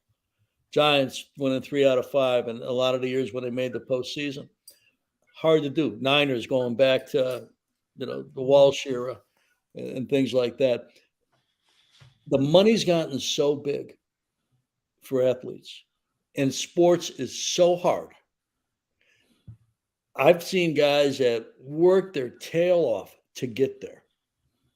And then suddenly they get paid 100 million, whatever, 40 million, 50 million. And suddenly they're not quite the same. Maybe they're not working as hard. Maybe they don't, whatever it is. Jordan Poole. I think it's been one of the toughest challenges in sports the last 10 years to build a team that can sustain success when everybody starts getting paid. Most of us. Uh-oh. Ned, are you still with us? Oh, we were gonna get the end of that. Oh, right in the middle of a great speech. Let's see if we can. Hopefully, we can get him back here. Maybe he can rejoin. He might be blitzed out because of the non-Wi-Fi, Right. Or he might be going Wi-Fi, I should say, instead of he might not be hardlined in there. Oh man, we're getting right to a crescendo. We're getting quite the story there. That one of the greatest things about having Ned is just the stories are phenomenal, and just like some of the old Giant lore. I mean, he's giving you a different perspective. Like I never heard that perspective of, he was working for the Cubs when the Giants made that trade in Chicago between the Giants and the Padres. Okay, we lost him. Maybe he'll jump back in. Guys, let's get a little bit more hardcore into the Warrior discussion. An amazing loss for Golden State. I mean, really a tough one from the standpoint of, Golden State turned it over a lot late. They've played incredibly well at home. It's gotten to the point where I don't know how about you guys, but I expect them in close games to lose on the road and to win at home. So when they get involved in a close game at home and they lose, it's like, what? It's over? Right. We have Ned back with us. Ned, go ahead. You were mid-story, and we were all sitting there on our It probably got too long-winded there. But no, we're on the edge of our seats, sir. We're on the edge of our seats. Have you guys noticed that in your careers as you follow sports since you're probably kids, that it's tough because it's hard to play. And when suddenly you don't have any financial wherewithal except what you're going to do with it.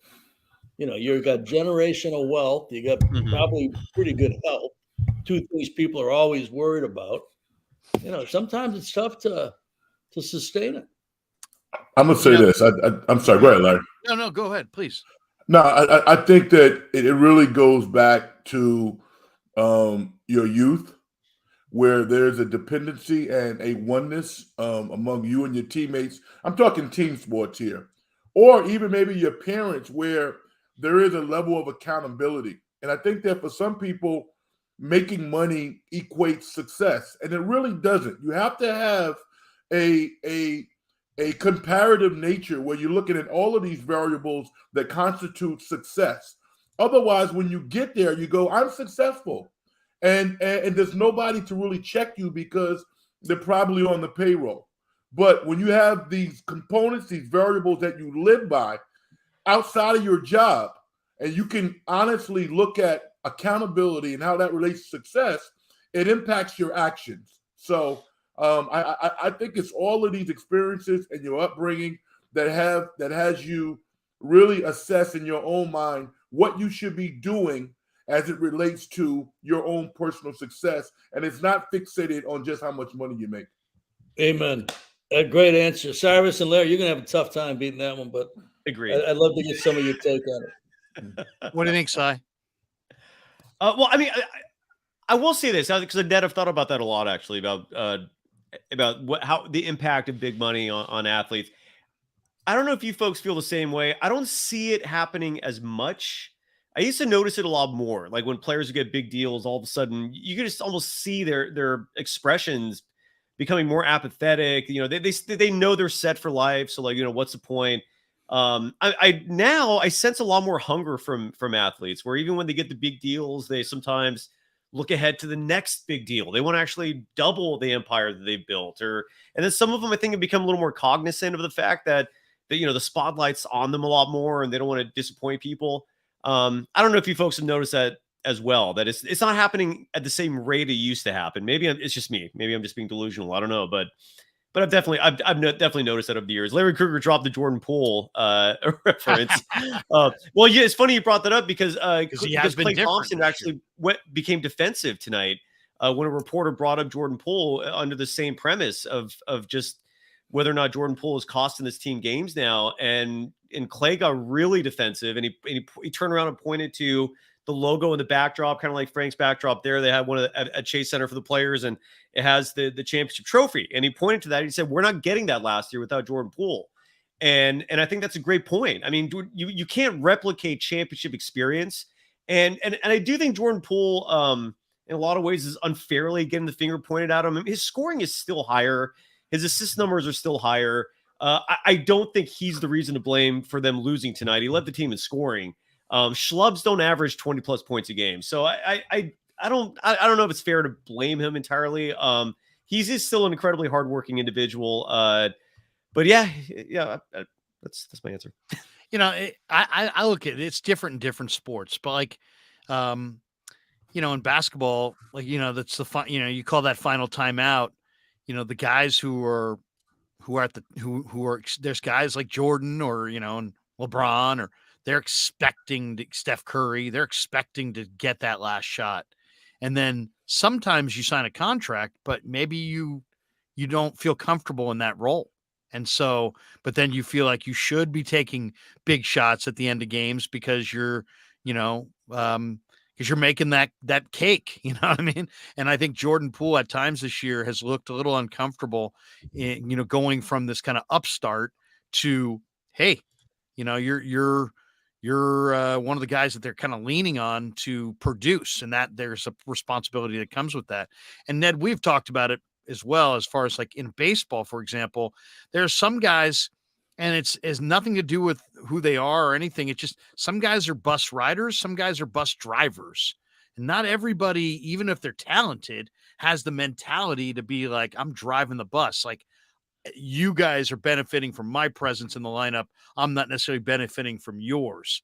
And, I think, you saw that with the Giants in the 90s. I mean, I think you had two guys who were bus drivers in Kent and Bonds. They drove in the big runs and they drove in lots of runs. But if you, just because maybe you're the best player on a team, now you're supposed to drive the bus offensively, but really you've never done it before. I mean, I think there's a lot that goes into that. And just because you have the money doesn't mean that you can step up in that moment. And in some cases, you wanting to step up in that moment makes you kind of force it. And in football, I think the players are so accountable to one another. It's such a physical game that, I'm not sure if the financial part of it plays as big a role. You have non-guaranteed contracts.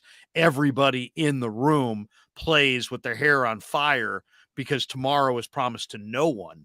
And in some ways, I kind of look at football as the purest of all the sports because of that, because you don't have like one of the things that was absolutely, I'll say it, I'll believe it till the day I fucking die. The Giants 107 win team. One of the key factors in them winning 107 is that, like, of the 26 guys on the roster, like 19 of them didn't know what was going on after the next year. They all had the carrot dangled in front of them. There were no long-term deals. There was nobody in year one of a 7-year deal or even year one of a 4-year deal.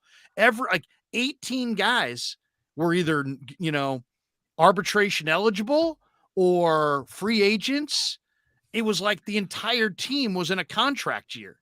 And I really believe if I were a general manager, that ratio of, you got 26 guys in your roster, I would say, man, I got to have at least 10 to 12 of those guys who at the end of the year, they don't have anything guaranteed. I need that edge. You get it in the NFL. Guys are playing on the edge. You don't always get it in baseball. Sometimes you can sign your way right out of contention. I think, and it's a sport where one year you hit 280, the next year you hit 340, the next year you hit 240. So there's variable performances year after year. And I thought that was, if there was anything that Farhan did, and I don't even know that he did it really, because he was more circumstantial, right? He was taking over contracts that were previous regime and saves, it wasn't like he orchestrated this. He partly did, partly inherited it.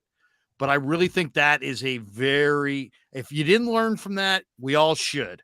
That's a high percentage. I'm not saying it has to be 70%, but man, I would love it if 35 or 40% of the guys in the room don't have anything guaranteed beyond this year, and they got to play to make their next contract.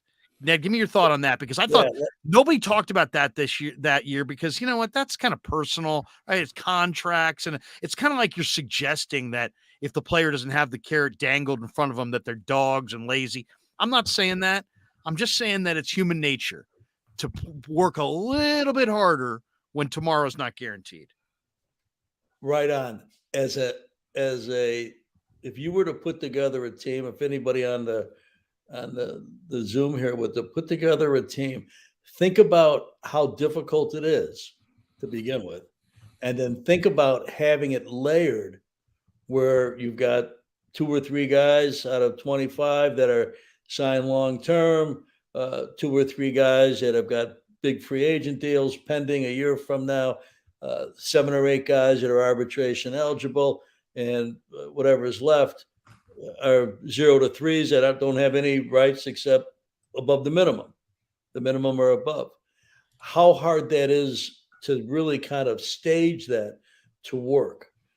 You're right on. You got to have, I believe the same thing. You got to have X number of players who have something to gain through their performance that season. But you also have guys that you need to sign. because they're key guys to your team. And it's a hard balance. It's one of the reasons people are teams that develop their own talent and have great runs because they continue to fuel the system. That's part of the reason, because they have some of their better players in any sport are on rookie deals or they're not arbitration eligible. So they're trying to establish their wealth, so to speak, in the industry. And the last thing I'll say about it is, I know, we all have an affinity for the Giants. I'm suspecting, and we value the franchise and our experiences there and all of that. LA is different, but one of the things that I think Dave Roberts has been terrific at, and the front office, is when they sign players to long-term deals, they sign the right guys. I drafted Clayton Kershaw. If the going rate for a three-time Cy Young Award winner who's been in the top 5 probably 3 other times and won an MVP, which pitchers Brag about that, Ned. Brag away. that is awesome. If the going rate was $1, he compete for the dollar. Okay, that he makes what he makes. Yeah, that's the going rate for your Hall of Fame caliber. But they have a team that they've been able to put together with a lot of long-term deals, a lot of $260 million payroll teams. But those guys compete, and they compete when you would think they would be full, when they wouldn't be hungry, when they win division after division after division. Let's take a year, regroup, and I don't feel like doing it right now. Those are so hard. And that to me is probably, there's 2 things that I recognize with them that I haven't seen very often. The ability to select the right people. Forget about the players. The right people to play for your organization that are fierce with what they do to compete. And they are never satisfied. And the other thing, a smaller thing, is that they give everybody a lot of patience because they are so good at what they do. They can give a young player patience, not to press and not to try to do too much too soon. Max Muncy, former A, sitting at the house near Baylor, right? Released. Not even a job, wondering if he's going to go back to school. Ends up hitting 30-plus home runs 3 years. Okay? Look at his first 2 weeks with the Dodgers. Nothing you're going to say that's going to say, wow, this guy's going to be a middle of the lineup hitter that's going to hit 30-some bombs in a big ballpark for 3 years. No. Patience over and over again. So I think I teach it at Pepperdine. We study it. I get people to come into class all the time that have sustained success and how they do it. And I'd love to get Steve Kerr in there at some point in time, because I think, people get upset with coaches all the time. I get that piece of it. But to be able to do what the Warriors have done, not easy, gentlemen. No, Not easy. I mean, especially with the, everything that goes into it, the egos, the money, everybody in the guy's ears, everybody wants to get taken care of individually. 2 last ones, Ned, and we'll let you go. Yeah. One in the chat. We got this one from Nick, who says, can you ask Ned on the way out if he thinks spreadsheet and calculator style of GMing is good for the game or not? I think that could be defined in any way, but you know what he's saying basically. Yeah. I think it's got somewhat of a place. But look, we talked about leadership earlier on the show, and the qualities of putting people in the best chance to be as successful as they can in any walk of life. That's great leadership. I think as leaders, if you shut down any piece of information because you don't think it's got value, shame on you. Shame on you. I sought every piece of information I could find from reliable people I trusted. I knew what they were talking about. I believed in them. I trusted them. Sabes and I are considered 2 guys that were old school people, not analytical at all. Analytics made my career early on. I was huge into it. But as I grew into the game and I started to advance in the game, I would never I would never put all weight on a piece of paper Mm-hmm.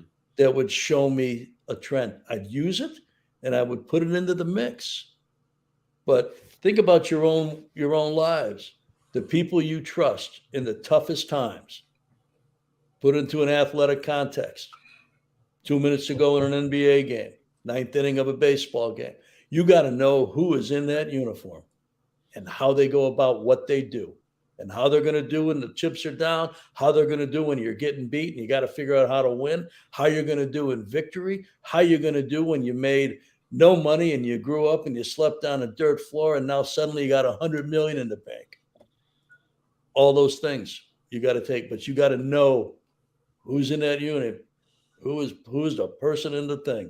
And if you're just looking at spreadsheets and whatever else the listener had besides the spreadsheet thing, I think you're missing the most important piece to it. Does it have value? Yes. But you better know who's in that uniform. Because when you got that one-on-one late in the game trying to win a title, you better know who they are. Last one, Giants open in New York at Yankee Stadium. Huge day for Brian Sabean. He's now with the Yankees, for those who don't know. He'll have his former team, the Giants, now there. He's got a new role working for Cashman. I'm excited for Sabes. I know John Miller and Dave Fleming and the guys will highlight that on opening day. It would be awesome if somehow Sabes were recognized some way there in the Bronx. But my last question for you is, to me, the other day watching the World Baseball Classic, it was just awesome. It's awesome to see the different styles of play. It's awesome to see the passion, the global passion for the sport. And it finished up in almost like a Disney movie finish, with Trout getting K'd by his teammate, Shohei Ohtani, who is a free agent at the end of the year. A lot of people expect the Angels may trade him in season this year. Lots and lots of Giants fans, after losing out on Correa and Judge, are really intent on seeing the Giants land Shohei Ohtani. All right, Ned, so here's the question. Larry Baer and the Giants ownership comes to you. You're the general manager. They say, Ned, this isn't your call. This is our call. We want to sign Shohei Ohtani. We don't like the way negotiations went with Judge. We got led around by the nose. We upped our fans. We teased our fans and pissed them off. We really don't like the fact that our GM called a press conference to announce Correa's signing before the physical was done. We looked embarrassed. We looked bad. But we also don't want to sit it out. We love this player. We know what he would mean in San Francisco. It's in your court. You're the executive. You're the guy who's done these deals. You've done deals with Kershaw. You've done multiple deals with Bonds. You don't get swayed by the Borises of the world. You don't get led around by the nose. How would you handle the Ohtani pursuit if you were the San Francisco Giants? And give me a number that you think the AAV may get to on Shohei Ohtani.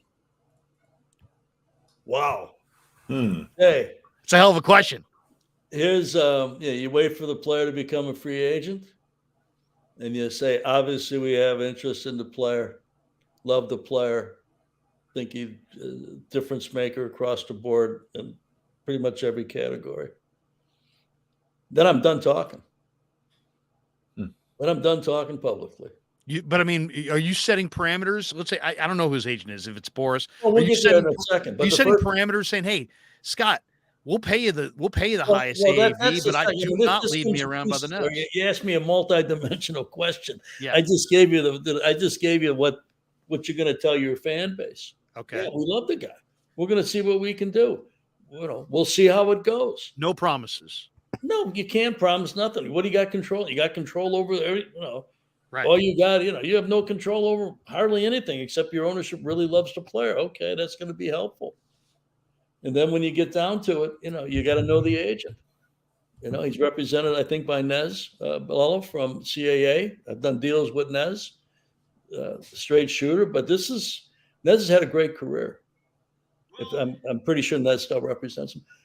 But this is the World Series. This is Game 7 of the World Series for him.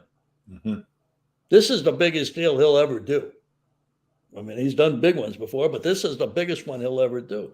So you got to go in knowing him and knowing how he operates and knowing where his strengths are, where his weaknesses, the whole deal.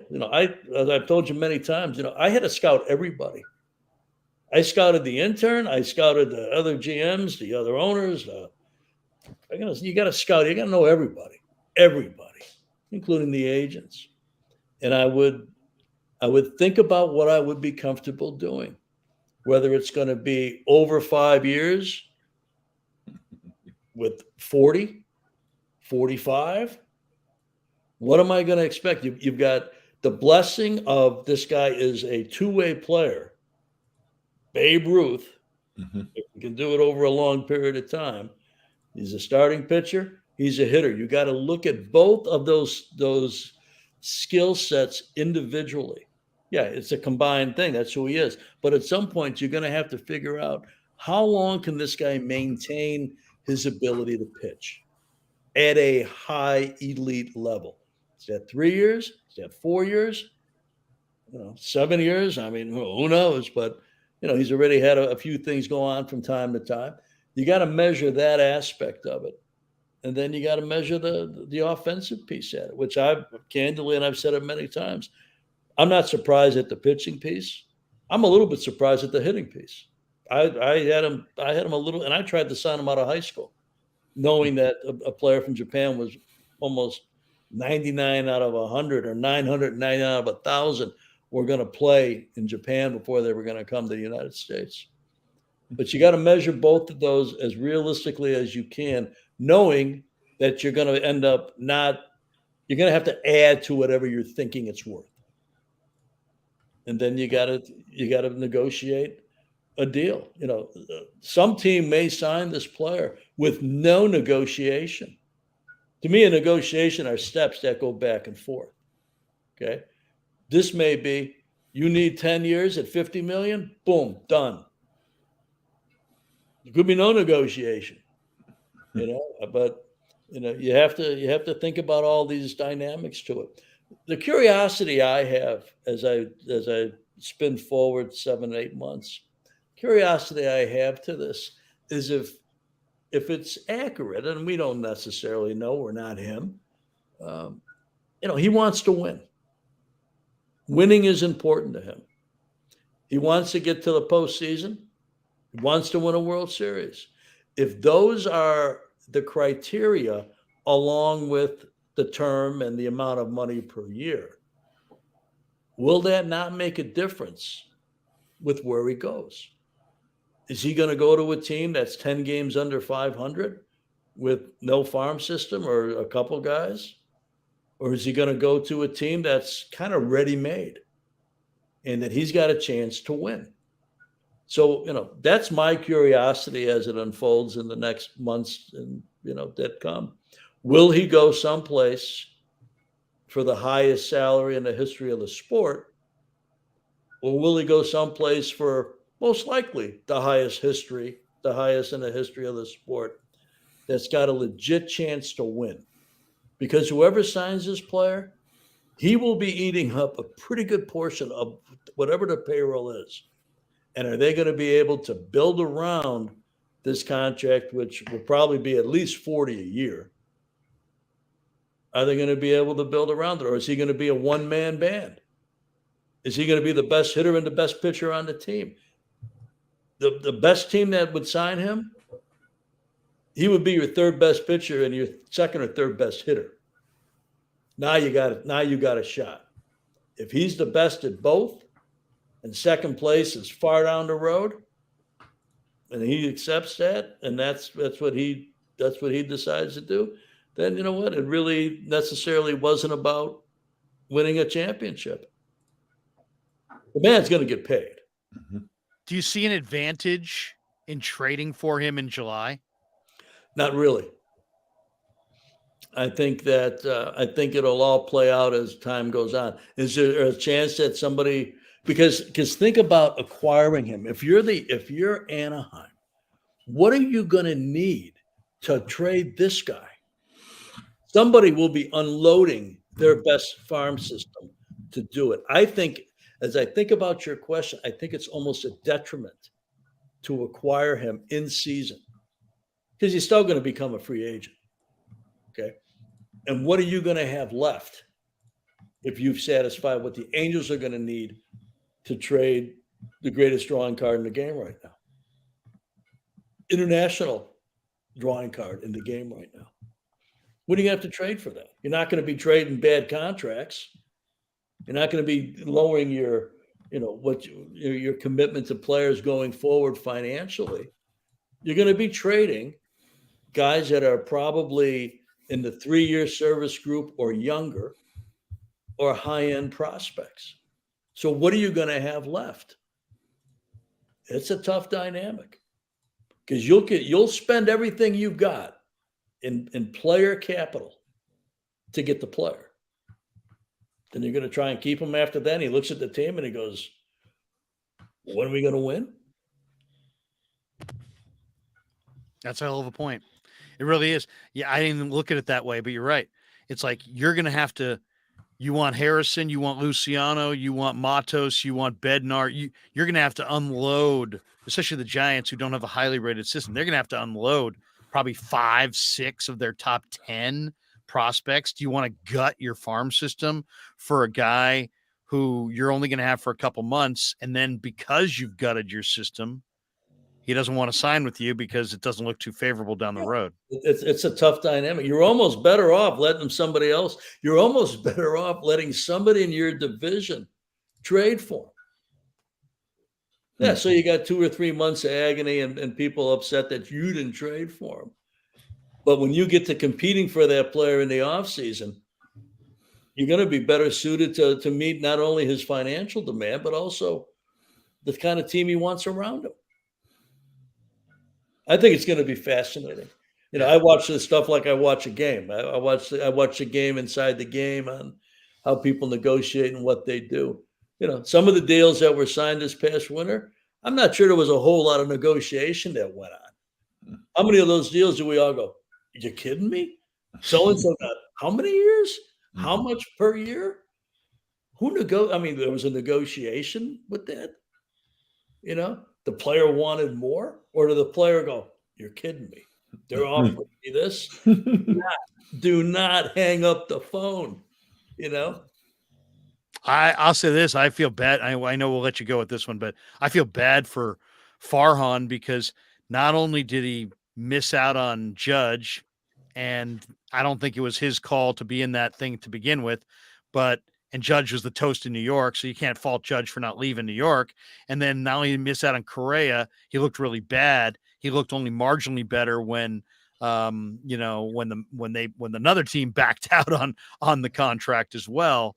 But I feel bad for him because I just feel like he's in some ways kind of his hands are somewhat tied. I don't know what exactly he could do, and he had to go the route for most of the rest of the offseason, Ned, where he's signing guys to contracts and giving them 1-year outs, 2-year outs. And so that's like a lose-lose. If you play terrible, here's a 2-year deal. If you play terrible, you're going to stick. If you play great, you're going to bolt. And it's like, so I can lose or lose, and those option years, like, hey, I get a 1-year out or a 2-year out. Bobby Evans signed one with Johnny Cueto. People were like, oh, he's going to opt out after the second year. I said, no, he isn't. He's going to opt in. Watch. Sure enough, he opted in, and it became just an albatross. That contract was a burden. I got one more thing to add to, and if you got another question, that's cool. But one more thing to add, just in a negotiation perspective. Probably done $2 billion worth of contracts. Not all of them worked out. On my GM tombstone, I have a handful of names, but there's 3 things you can never, in my opinion, you can never have in a negotiation if you're going to be successful. You cannot have emotion in your negotiation. You cannot have desperation in your negotiation. And you cannot have anxiety in your negotiation. You have any of the 3, 2 of the 3, 3 of the 3, You may get the player you're trying to sign, but you will have done a bad deal. Mm. No, emotion and passion are two different things. You have passion for what you do and passion for a contract and passion to get this player. Absolutely. You get emotional. You can't differentiate between a need and a want. Needs are needs. Wants, you already got something. You just want something better. So if you're anxious or you're desperate or you got emotion because you've missed somebody before, or you're clamoring for this, or we got to do this, or we got to do that, and you get emotion through it, you may get what you're asking for, but you may not like the end result of getting it. All right, buddy. Great stuff, man. Hey, what's your Thursday like? I don't know if you're around Thursday, but the Giants play in the morning against the Yankees. And if you're around at all on Thursday, we'd love to talk to you in the post game. I don't know. I haven't even asked you. Send me a note and send me what your timing is. I'd love to do it. I love being on with you guys. And you two guys are great to meet you. Sorry, great to talk to you after all these years of never seeing you. Great to meet you. Scouting report is the intro. Oh, mercy. Frank's gonna look, guys. We just announced it as Frank's going to be my new agent. Just don't negotiate with emotion or desperation or anxiety for me. Ned, this is masterclass. Thank you so much. I appreciate you, man. This is beautiful. Thank you, Ned. Awesome stuff, man. You're the best. I'll send you a text. Maybe we'll work it out Thursday. It'll be awesome. Giants, Yankees. Let's go. I'd love talking to you guys. All the best. Have a Pleasure great night. to be on with you. Take care. The great Ned Colletti. Yeah, he's awesome. He's absolutely awesome. Mark Graves sums it up. Ned is awesome. Yeah, he could probably step in as head coach of the Warriors, and they wouldn't miss a beat. So we got word, Si, that you were rocking and rolling on the Locked On. No, by my standards, I thought I kept it calm. Is that what people say? I mean, they lost. Yeah, people were saying that Si's losing his ass on the Locked On. Mm-hmm. No, I don't think so, man. I mean, there's been days where I'm fully self-aware of myself, going crazy. But no, I thought it was calm. Guys? What's the impact of tonight's loss for the Warriors? The whole thing. Everybody's trying to avoid the play-in. It's as simple as that. Nobody wants any part of that play-in, and rightfully so. Are they going to be able to avoid the play-in? I think they will, but the impact of tonight's game is they lose a tiebreaker with Minnesota. Yeah. And Tuesday's game is a must win. That's the impact. So, I mean, they win Tuesday. They can, kind of moose-saw themselves a little bit, but they got to win on Tuesday. Yeah, and the schedule, I mean, there's Pelicans, right? Yeah, there's only 6 games remaining. It's crazy. And so the Pelicans Tuesday at home must win. Spurs Friday at home must win. You basically need to win every game except for a week from tonight. They play at Denver. I mean, there's no expectation the Warriors are going to win that game. If they do, that's an absolute bonus. But that's a game you can't really expect them to win. And then the other really hard one of the schedule is a road game in SAC. Something tells me that crowd's going to wake up and rise up for that game. It's not going to be easy by any stretch of the imagination. So the Warriors, realistically, I mean, 4-2 in the last 6. I think that's what you can hope for, because all the other games are very winnable. They're games, if the Warriors consider themselves championship contenders, they better win. Right. But road games at SAC, at Denver, I mean, you can't, I don't, you can't fault them if they lose those, but the rest of them, they have to win. And 4-2, that's I think that's the realistic finish. And then I agree, man. If the Warriors get in as a play-in, this is like 2021 all over again. It's everything's so similar, and the team not having Wiggins just is like. What do you guys think of Peyton tonight? What do you guys think of GP? Love him. What do we think, Frank? Sorry, gave him a standing ovation when he came in. He had the glove was in the house tonight. Difference maker.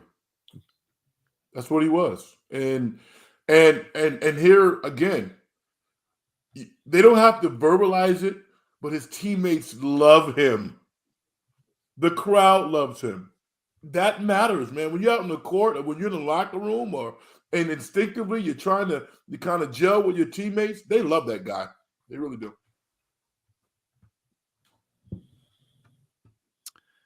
GP is just, I mean, he's a force. He's an absolute force. Now he was -9 tonight, but he took 4 shots, hit 3 of them. Mm-hmm. Took 2 threes, made one. Hit both of his free throws. Couple rebounds, had 1 assist, 1 block. 9 points in 19 minutes. Cy, what'd you think of Peyton? I thought he was awesome. I thought he played exactly how you'd expect him to play. His defense was sound. Offensively, he was not a liability. I think the biggest issue with GP2 tonight is the minutes that he took away. Because Gary Payne II tonight played 15 minutes, 29 seconds, and those have to come from somewhere. And what I was hoping for is that it would have mostly come from Anthony Lamb. Did not. Anthony Lamb still got his 18 minutes, and those minutes came. So Gary Payne II's minutes came from Moses Moody getting a DNP, which is really disappointing given he'd been playing great. The Warriors have been winning, both those road games that they won. Moody was an integral part. Even if the minutes were low and they're in the 8 to 10 minute spot, those were crucial 8 to 10 minutes. And then Jonathan Kuminga, who again, I mean, since January 1st, if he plays 25 or more minutes, the Warriors win 70% of the time. And so what does Kerr do tonight? He plays in 14 minutes, 45 seconds. It's mind-boggling to me, these rotations. I know people are going to focus on these turnovers. I get it. That's a huge part of it. Those were costly turnovers at the end. But you have to ask yourself as well, should it have been that close? And the Warriors, I mean, they scored 96 points in this game. That is by any standards anemic. So they got some soul searching to do, man. And the minutes distribution is killing me personally. Right. You had mentioned 2 points earlier that I want to respond to, and the producer of the broadcast flashed Moses Moody, and for one of the first time, he was visibly upset. And I'm with him. I don't understand. He should not be getting DNPs at this point, based on how he's been playing. And you know what? Hey, man, if Anthony Lamb is playing well, you will not hear a zip from me. Same. But Kerr is just he's committed to that guy. And he's a little awkward offensively. He takes shots, I think, when he should defer to Steph or somebody else. As long as you're driving to the basket, I have no problem. But when you take perimeter shots, those are instinctive shots that can go to somebody else. Yeah. And the other thing is, a big point in tonight's game, you can't give up 42% from three-point range at home. You can't do that. And that's what the Warriors did. That killed them, I think. They just look so small, right, Frank? They look diminutive out there. The Timberwolves had a lineup out there at one point. I think when Conley was sitting, where I think their smallest guy was 6'8", 6'9", and they were just crushing the Warriors. I mean, a 12 rebound differential is that's a lot, man. Right. To be out rebounded 49-37, and the results mostly Gobert. Yeah, it was a bummer, man. Gobert had 18 rebounds tonight. Yeah. 18. That's it's just, and you're right, Frank. Like Kerr is set on this guy, and the why of that is a massive mystery. But he is, dude. Like I actually have the Locked On Warriors now has like an onside correspondent. Ryan Leong is officially asking questions at press conferences for us, which is incredible. Cool. And he asked Kerr about Moody and why he treats Moody the way he does, regardless of whether or not Moody's playing good or bad. Like, he gets DNP'd sometimes. He gets the short end of the stick with minutes. And Kerr was like, I just treat it game by game, and I go by how I see it. And it was just a short, FU type answer. And that's just, this is his team. And we just got to live with the decisions. But these decisions are costing him. I mean, people should be aware of that. Nate Dogg says Dubs had one stretch of 3 turnovers on 3 straight possessions. David says Warriors should get Naz Reid. Nate Dogg says Naz Reid with a lollipop corner threes. Naz Reid, I wonder if it's kind of like, hey, certain baseball players are hot against certain teams. I wonder if he sees the Warriors and he just gets excited because, or if he just feels like they're not going to guard him from the perimeter and he's going to have wide open looks because he looks so in rhythm, so comfortable against Golden State that it's just like I've watched the T-Wolves quite a bit this year. He doesn't look like that every night. He just doesn't. No. He's like Mike Krueger against my Mets when I was a teenager. But here's the thing. Yeah, Mike Nas- Krueger owned the killed Mets. the Mets. Killed them. But Nas Reed is 6'9". I mean, who's going to guard him? Like, even if Dante DiVincenzo's guarding him, he's a great defender. Dante's 6'4". I mean, he's going to have to like jump up like he's dunking the ball to block the guy. It's the Warriors' height deficiency. It was alarming tonight. It showed tonight, and for Kuminga. Like, do you like the fact that Kuminga played 14 minutes? No, Like, I that thought made no Kuminga- sense. To me, and I said it the other day, they need to run their offense at times through Kuminga, but more importantly, he needs to get 32 minutes a game. Agreed. He is one of your best athletes. He is a guy who can run up and down. Do not play him single-digit minutes. Do not play him 15 minutes. I mean, it wasn't like he had foul trouble. Guy only had 2 fouls all night. 15 minutes, 5 points. He was a non-factor. You're not good enough to win against good teams when Kuminga's a non-factor. Agreed. He's too good. And Moody, I agree. Come on. It's one thing to kind of make him earn it, but now to kind of jerk him around like this, you're now hurting his development. You're now hurting his confidence. Because he's mad. For what? For Anthony Lamb, some low-end guy who's probably going to be coaching in 3 years? It's ridiculous. I mean, he's mad. There isn't a logical explanation for Moody to follow that says that I did not play tonight. So then, that trust factor starts to diminish because there's no rhyme or reason why he wasn't in the game. Yeah, none. And it's I don't know if this means anything, but Jonathan Kuminga has I don't know if he's a family member or just a very close friend, but I've gone to know him, and I'm hoping this becomes a connection someday to get Kuminga on the show. But Kuminga as a personal photographer, a lot of players have their own like photographers that travel with the team, and Kuminga's personal photographer goes out of his way to never include Lamb in any of the photos. It could just be a coincidence, but it also wouldn't surprise me if like the players are aware of who's costing them minutes in these games. And I don't know. Yeah, I just want to point that out. Kyle McKiernan says, Lair, the new camera angle is better, but spice it up more. Get the Giants and Warriors flag poster, whatever, etc. Come on, you know it all. So basically, we've got a brand new camera. And so I switched cameras because it only lets it go for a couple hours. So I had to switch to my other camera. So now I get different angles of the cameras, so on and so forth. One thing I wanted to ask Ned about, but we didn't get time, and I do want to throw your guys' way, is there's a story out. Chris Haynes had it in Bleacher Report that the Warriors are not going to pursue any further action. They're not going to pursue a grievance or any kind of review by the NBA of their trade of GP2. The Warriors considered rescinding their trade for Peyton after the Blazers failed to disclose the extent of his injury. To me, it was just clear as day that the Warriors made this move for $30 million of Joe Lacob's money. And 37. Yeah, 37. Okay, 37. I thought it was like 30, 31. Fine. $37 million of Joe Lacob's money. And I just think that was the impetus for the trade. And since that that was really it, they didn't care about the injury. They were bummed by it. They were annoyed by it. It made them look kind of bad, but they were never going to look away of that $37 million savings. That was the real reason. It wasn't about Steph and taking a run at a title. It was about saving Joe $37 million. So, but what do you think of the Warriors not pursuing anything with the Blazers? Because the Blazers, there was all kinds of reports. I don't know what's true and what wasn't true. Did they give him a shot? Did they not? Did they shoot it up? Did they get him out there against the Warriors before the deadline to showcase him? Did they know what they were doing? Was it dirty on their part? And if so, why are the Warriors dropping this?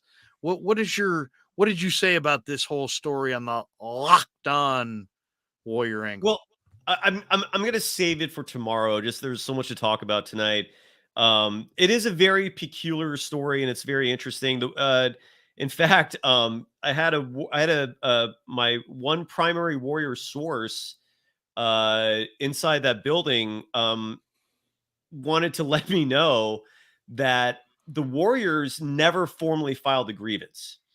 and which means that this was shoddy reporting from Shams Charania. It's not the first time that he's done this either, and because Shams reported that the Warriors were going to file the grievance, so they already filed it. I can't remember. The Warriors never filed the grievance; they were considering it, never went through with it. The whole thing does stink. It makes me wonder if either they use that as a deflection, like you said, to cover up the fact that the move was made mostly for money to save the $7 million this year, $30 million next year. But then you would have to wonder, okay, like how can they get away with defaming the 76ers or the Trailblazers medical staff?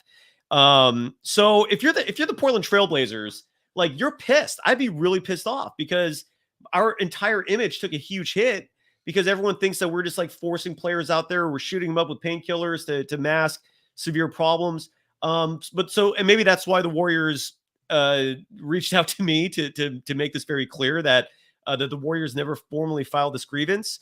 Look, either it was done for money and that was a total diversionary tactic, or the Warriors were curious and Shams did shoddy reporting, or the Warriors and Trailblazers came to an agreement off the record and behind the scenes to smooth everything over. I don't know if we're ever going to find out what really happened, but the whole thing was super shady, dude. And we'll talk about that tomorrow on the show. Wow. What time? 1:00?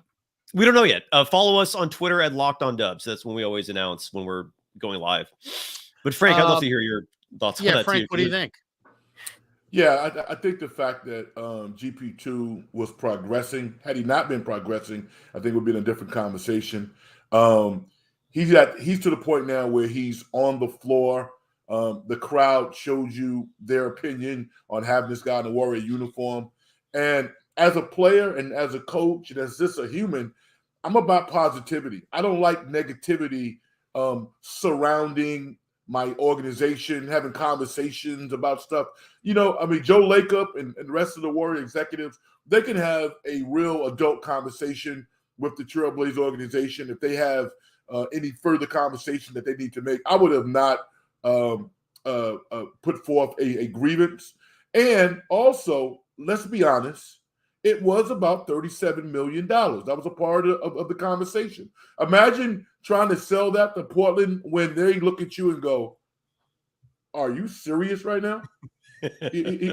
Buy, click, you know what I'm saying? So, hey, man, these things happen in big business and professional sports. Sometimes folks get wounded. You lick your wounds and you move forward and you try to problem solve around the issue.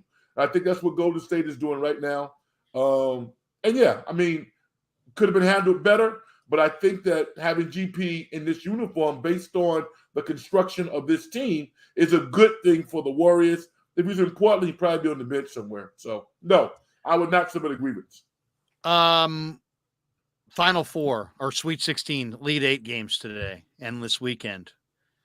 I don't know how much you guys watched of it. Miami came back on Texas. Miami was down 13. Happy for Larinaga. Happy for those Hurricanes.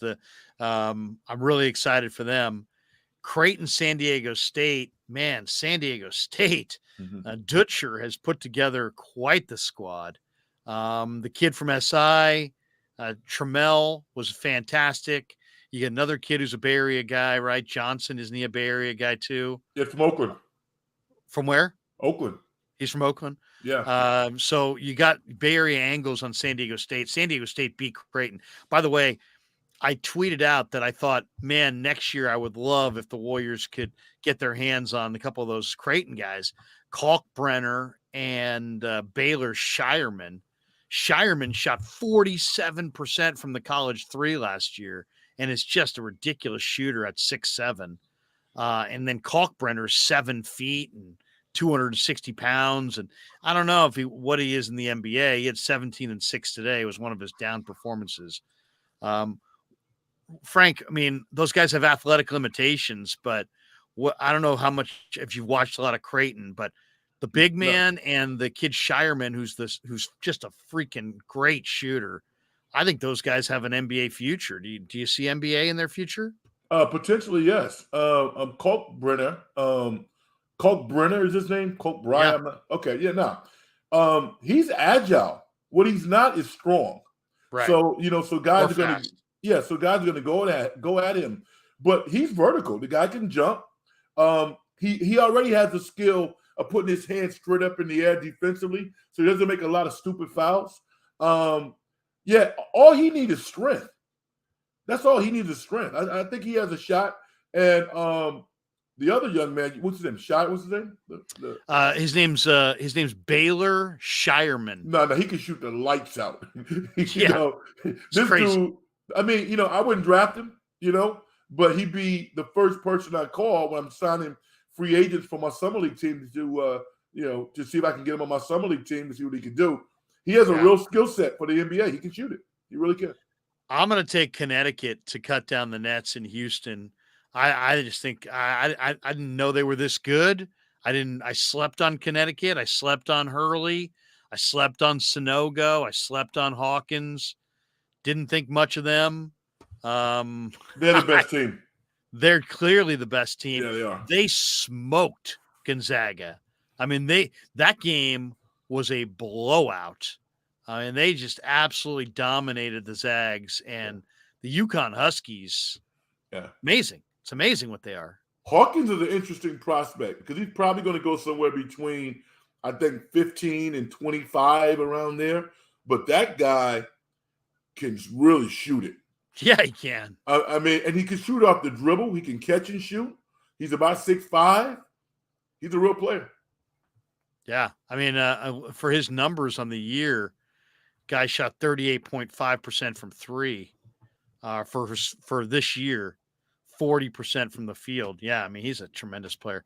So it's who is it? It's Connecticut against Miami, FAU against San Diego State. I'll take San Diego State, Connecticut on Monday night, and I'll take Connecticut to beat San Diego State.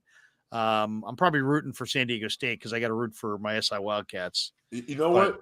It's my alma mater. I'll take Connecticut. Listen, I got a question for you guys. Now, you might see it on Twitter. I don't know. I just randomly think about sports, but it seems like it's logical to me. Why wouldn't the Pac-12 elevate UC Davis to the Pac-12? UC Davis? Yes. Why not? I mean, like we've seen reconstruction. I mean, UConn, for instance, back in the 80s, 90s, they were playing the Northeast Conference. They moved them to the Big East, and Calhoun built that program. Yeah. UC Davis has the academic prowess. They have the land. It's an affluent S-type community. You got the Golden One Arena. If the basketball program have got good enough, they could bring in Kansas and stuff like that. Maybe upgrade the stadium. I don't understand why they wouldn't elevate UC Davis to the Pac-12. What about San Diego State? Well, he said, Frank, you said that last time. Yeah, that San Diego State should be in the Pac-12. Yeah, both of them should be. I don't think, maybe you only want one California school. I get it. But I think UC Davis, if not, San Diego State seems like a shoo-in at this point. But I think UC Davis should be considered. I think the Pac-12 has got, I mean, they're always looking for bigger fish than that, but I get it. I mean, if you're looking for programs on the uptick that can compete, no question about it. You might want to even ask UOP. UOP's had some good teams through the years, and they've had some top players. Why not? I mean, if the Big Ten's going to steal your teams, why can't you go steal other conferences' teams? I wouldn't want my son or daughter every other week traveling from California to Michigan or Pennsylvania to play a league game. Because seriously, what that does, and a lot, like I'm a first generation college graduate. It is survival. All right. For most young men and women entering into those organizations, it is absolute survival for your first couple of years. So the engineering degrees, the lawyering degrees, the computer science, that's done. You can forget about that, right? You're playing a sport. So with that travel component, that's nuts. It's so about money. That's crazy, man. Yeah, it is. Agreed. A couple on the chat.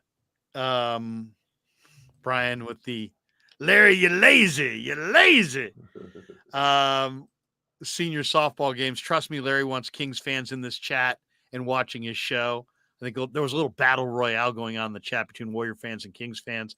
Eric L says, Larry, you need to have your brother on if the Kings clinch tomorrow. Okay. Goddamn beam. We gotta hear about that. Gotta hear about that beam. Yeah, maybe. Get the judge on here. I don't know if he wants to come on.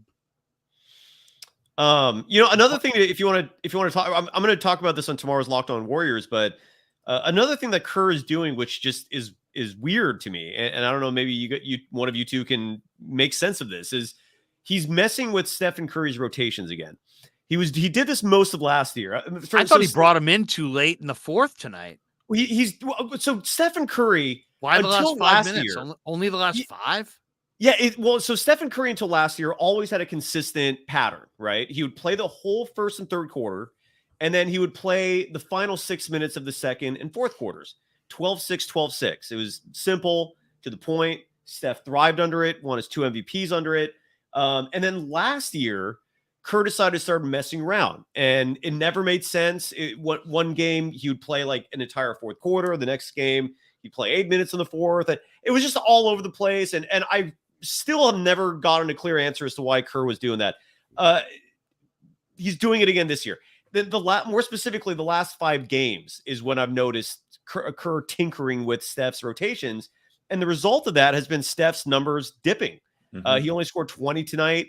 His shooting numbers are down over the last 5 games. Literally, the moment Kerr started doing this again, I still don't understand why Kerr's doing it. I'm just wondering if either of you two have noticed as well, and if you can make sense of messing with a thing that was working perfectly fine. Larry, you want to go? You want me to go? Go ahead, Larry.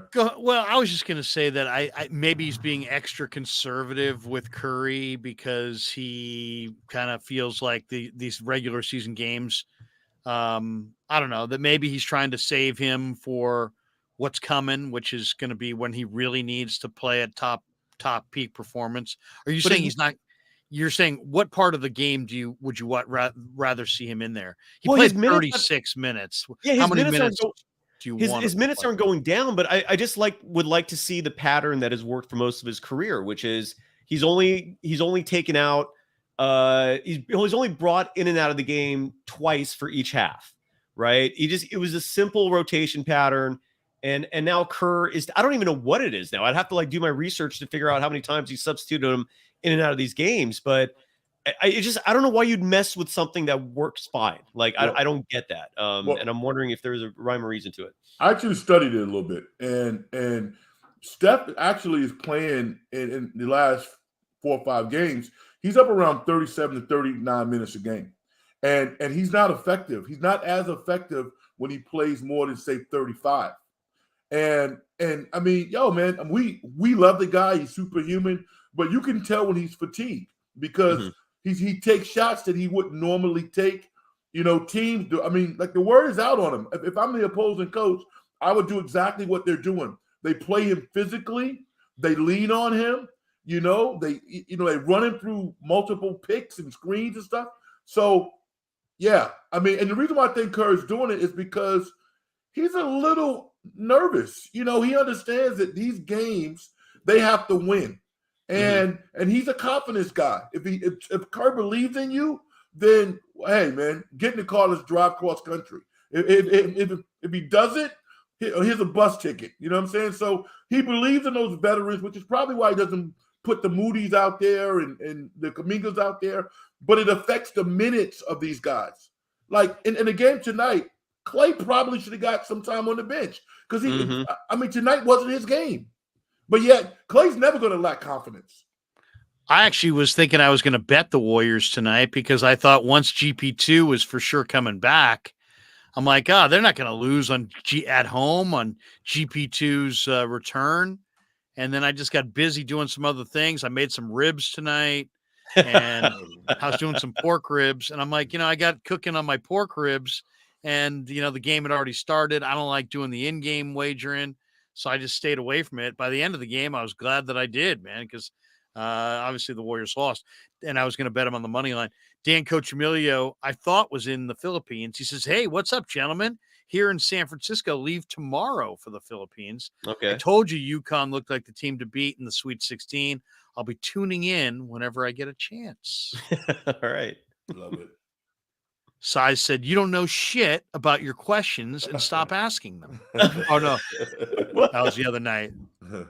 I wish I could go to the highlight reel of Oh, man. "You're always talking and you never really know." Oh, In man. my defense for that night, there was like 5 of us in this room, and like I had enough. I'm sorry. Yeah, I love you, Dan. I do love you. That Dan. was great stuff. Danny says, "Thanks, everyone. Thanks, Danny." Safe travels, Dan. Have a great one. Eric L says, "Have fun, Dan. We hope you get out of the Philippines what you're looking to get out of the Philippines." I'm just joking. Who knows what Danny's going on family deal. So good for him. Have a great time. I guarantee you the Giants will be 500 or under when you return. That's my feeling on that. All right, let's go around the room. Final thought of the night. It's 11 o'clock. We're gonna get on with our night. I got an early morning tomorrow. I'm sure you gentlemen do as well. It's a big Monday, lot to get into. And it's going to be a great week on the channel. Let me tease what we got coming up on the channel. Tomorrow at 1 o'clock, the great Raj, who's a force of nature when it comes to all things Niners, he's going to join me at 1 o'clock. I'll probably be joining Grant Cohn on his channel tomorrow afternoon, either 3 or 4 o'clock. Tuesday on the channel, the great Vish will be, I'll join him on his channel, I should say. FP Santangelo is joining us Tuesday at 10:30 in the morning. Looking forward to that. Wednesday at 2 p.m., the great Wayne Breezy is going to host me on his channel. And I'm trying to hook it up. We're going back and forth with Eric Crocker. Crocker's going to stop by the Krueger show this week. Crocker and Grant, I think, are going to lock horns in the finals of the bracket on the meet. How's that? How do I still don't know how I vote for that, or like I want to support you. Are you still alive? What's going on? I lost to Grant. I lost by 40 votes. Yeah. To Grant Cohen. Votes to Grant. Nice job, man. You kept it close. I'm guessing he was a heavy favorite in that. So he was the heavy favorite. He's a force of nature. So yeah, Grant. I think Grant and Crocker are in the finals. And I think Crocker might beat Grant in the finals. That's how popular Crocker is. He's going to join me on the Krug show this week. Vish will be on my channel on Thursday. Jesse Naylor, we're trying to nail him down for Thursday. You just heard me invite Ned Colletti. Thursday morning, the Giants play the Yankees in the Bronx, the opener. So we're trying to have a live stream right after that in the afternoon around 1 o'clock on Thursday with Ned Colletti. And then Friday right now is open. So that's what's going on the channel later this week. Please join us. And we got some great videos coming out as well. I'm getting into my deep dive on the NFL draft. Tomorrow there'll be videos out on Keaton Mitchell, who's a running back from East Carolina, who I love, speedster, want the Niners to get, and a tight end out of Michigan named Schoonmaker. He's good. I like him. Schoonmaker, yeah, he's a beast. He's a total bulldozer blocker. Yeah. That's my tight end that I like in this draft. Final thoughts, though, for you guys. Grilled cheese. I saw that. Look at grilled cheese. God damn you, grilled cheese. I voted for Grant 41 times. Damn you, grilled cheese. Danny says, take the election to the courts, Larry. It was rigged. Oh. That's right. That's right. I'm going to get the mayor. I'm going to get the lady who lost in Arizona. We're going to campaign. We're going to campaign together. And Kathy Lake, her name is right. Yeah, Carrie Lake, right? Carrie Lake. And then I also have a movie coming out. It's called 25,000 Mules, and it's about all the people that somehow stole the election from me. Please, it'll be on Netflix coming up end of the month. All right, check that out.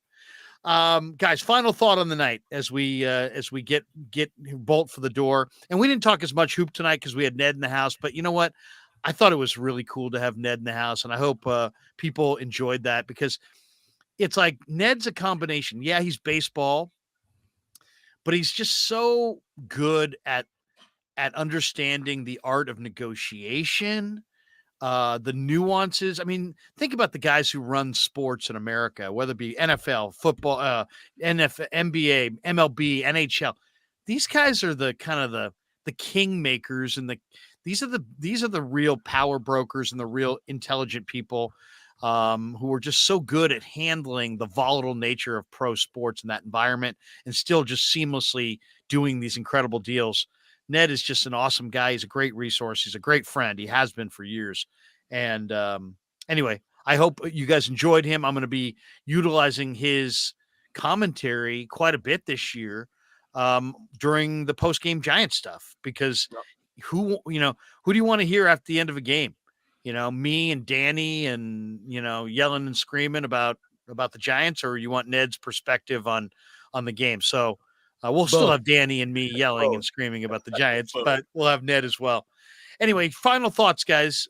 Any direction you want to take it, feel free. Frank, we'll start with you, or Sai, we'll start with you if you want to go. I just want to say it was good to see Ned, because I remember when we worked together at KNBR and you were hosting the nighttime show. Ned and Sabes would invite you. It was crazy, man. You tell me these stories, and I was just in awe. They'd invite you into their offices at Pac Bell Park, back when it was called Pac Bell, and they would pick your brain about free agent moves, about the draft. I mean, they really respected you, Larry, and I just thought that was awesome. And all these years later, to still have the relationship going strong, it's just a beautiful thing. I think they just kind of knew I was on after, and I was going to have my say, and I might as well have the say at 3:00 in the afternoon in front of them. And then they could at least tell me where I was effed up, right? Where I was wrong. So a lot of times I'd be like, hey, here's my perspective. And they'd be like, here's our perspective. And then by the time it was time for showtime for me to talk about it with the public, it's like, I didn't parrot their perspective, but I was cognizant of it. And to me, that made me better.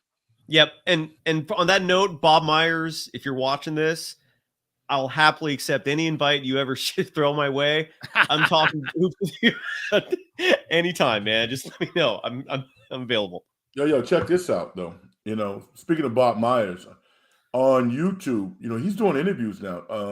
I was watching part of the interview. I haven't watched the whole thing, but he interviewed J. Cole, one of the top rappers in the world. Yeah, and I guess he's been supported by some conglomerate in Vegas, some major hotel or whatever. But it's real interesting conversations with Bob Myers, with these contrasting worlds between himself as a general manager and J. Cole, who actually played basketball at St. John's, is one of the top rappers in the world. So that was kind of cool. And last night, wait a second, Frank, man, you gotta say, hey, Bob, man, that's the dungeon, man. Don't be getting in on my dungeon.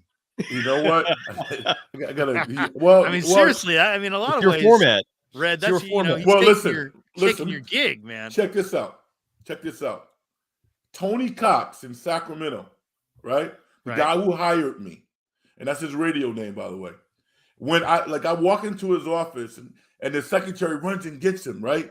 And he comes out because she thinks that I'm a professional athlete. I'm actually a salesman covering Sacramento. So, I mean, I'm 6'6", 6'7", 280, and so he invites me into his office.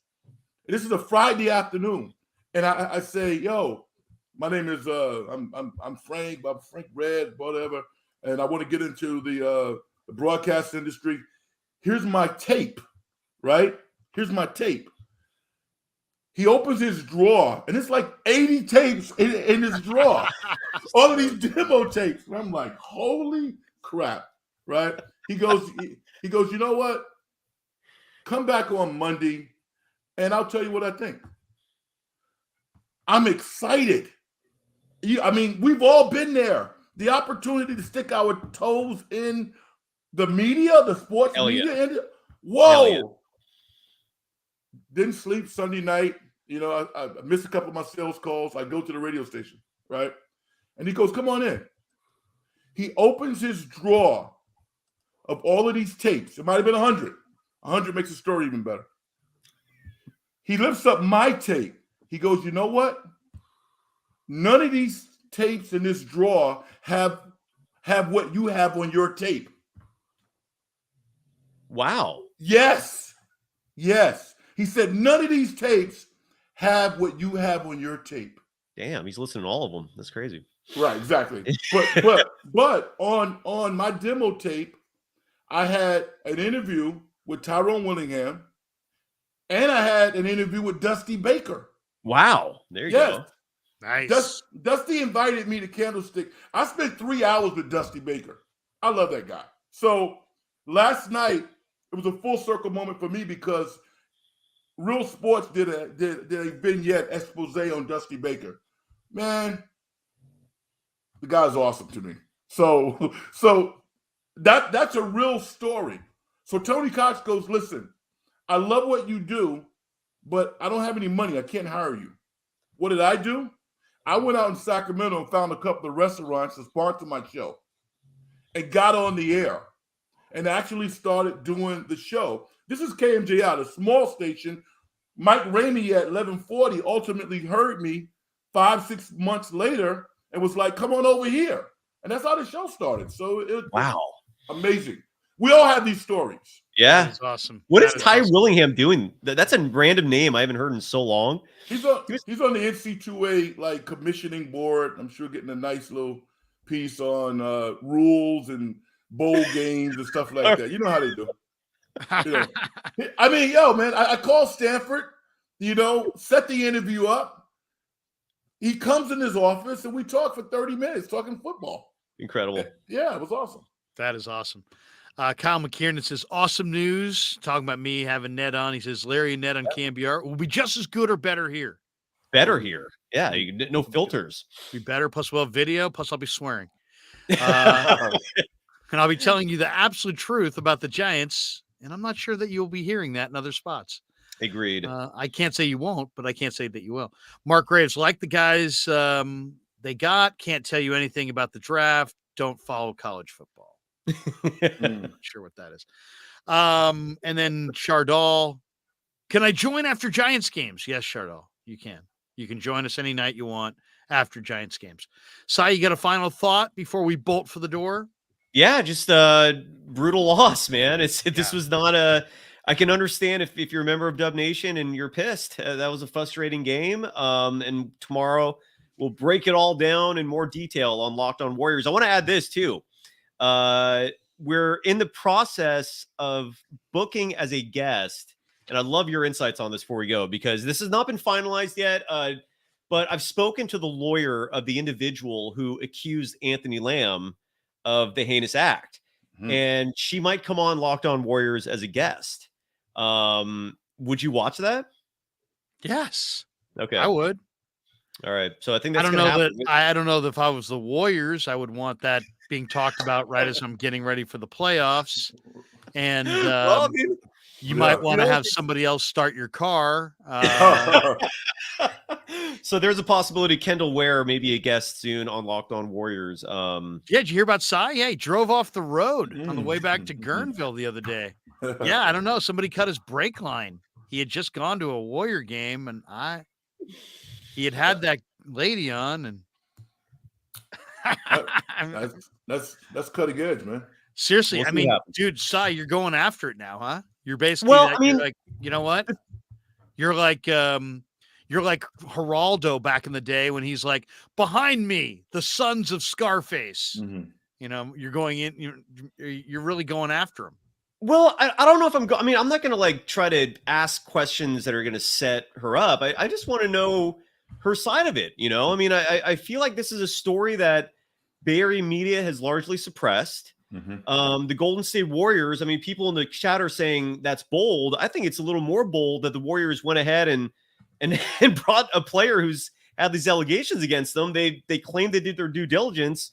We learned to find out they've not once ever contacted this woman or her attorney.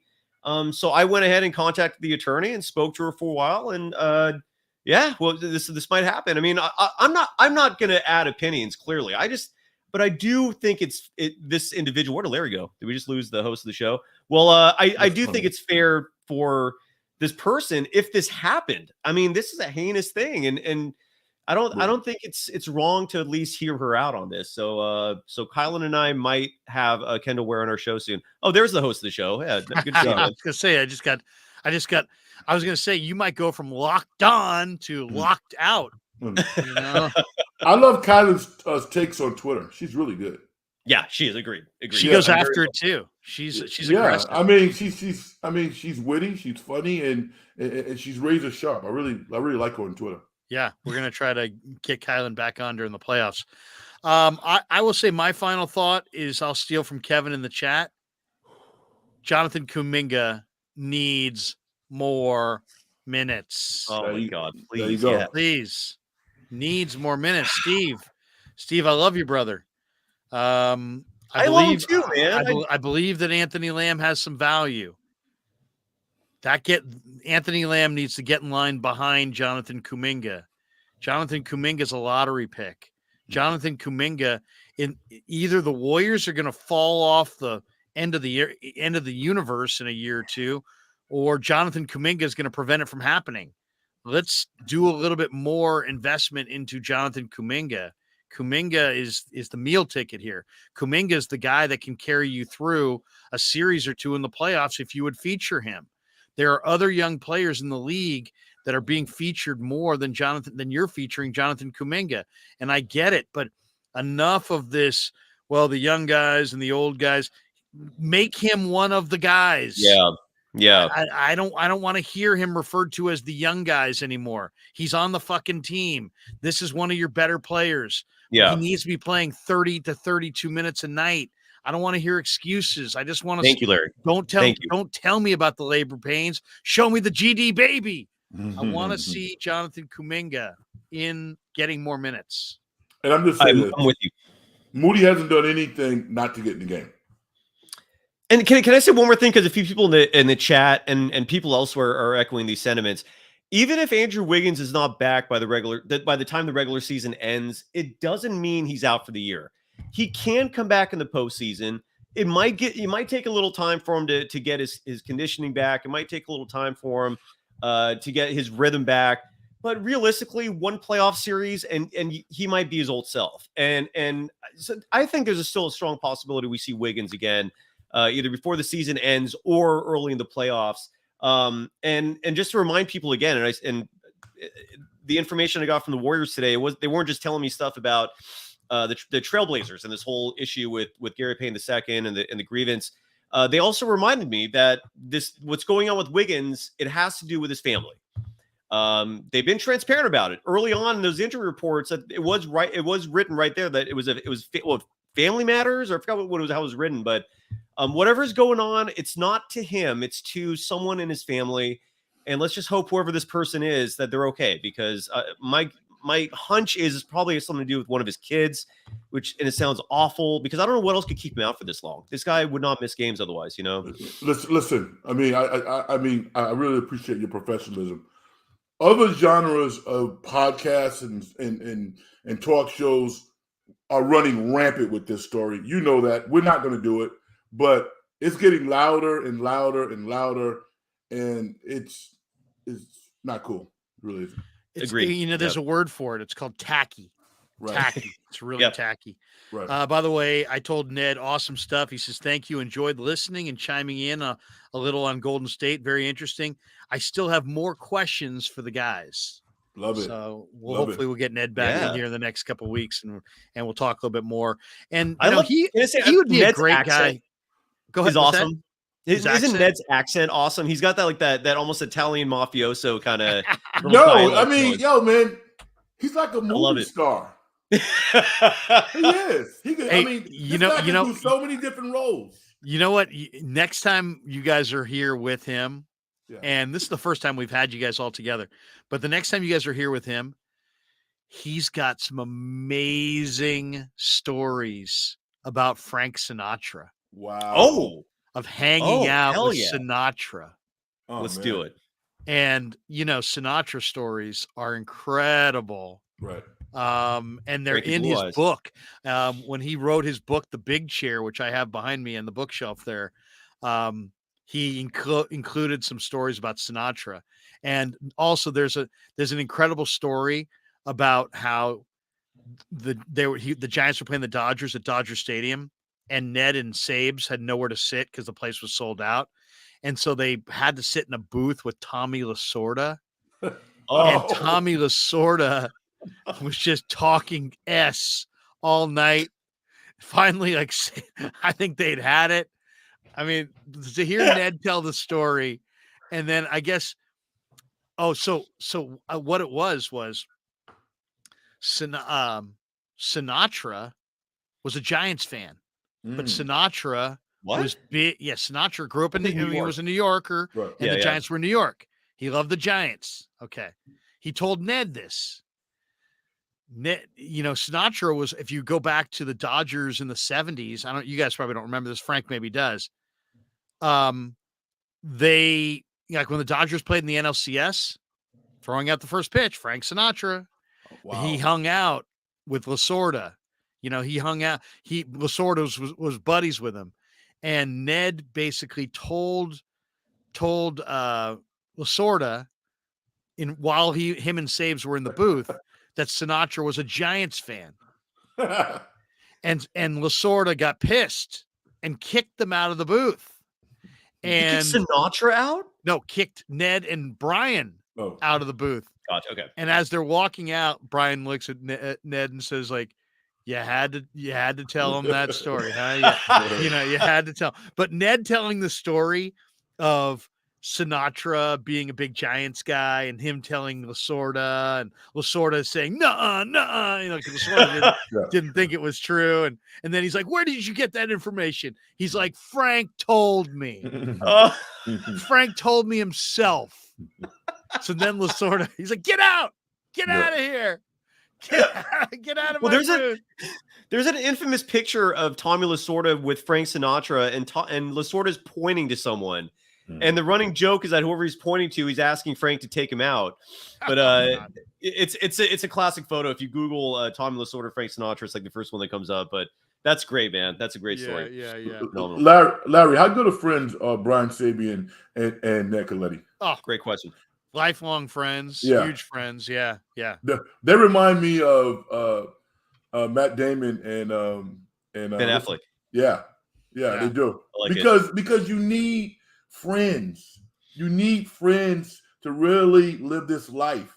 True. And that blood is thick, man. When you got a friend like that, it's thick as hell. These guys, and I could have Ned come back and tell the story, but these guys, after many Giants games, walked the streets of whatever city they were in for hours and hours, just talking about the game, digesting what they just saw, planning their next moves, discussing all the different things that they had to discuss. A lot of incredible stuff there. A lot of incredible stuff. Beautiful. All right, gentlemen, I'm just gonna play some spots here and have a final thought. But Cy, have a great night. All right. We'll talk to you soon. Red, always good to see you. We'll do it again soon. There you go. Great guys. Great live stream. I'm like telling you guys. I guess you guys can decide for yourself, but I enjoyed it. I enjoyed it quite a bit. We are brought to you by Pig and a Pickle. Check them out, pigandapickle.com on the web. 2 locations. They're in Corte Madera. They're open 7 days a week in Corte Madera, 11 a.m. to 8 p.m. in Marin. They're open Wednesday through Sunday in Emeryville. Pig and a Pickle, the best barbecue in Northern California, far and away the best spot you're ever going to go. Check it out. I'm a huge fan. You'll be a huge fan as well. Their place in Emeryville is very cool. It's in the Emeryville Public Marketplace, and their place in Corte Madera, well, check it out for yourself.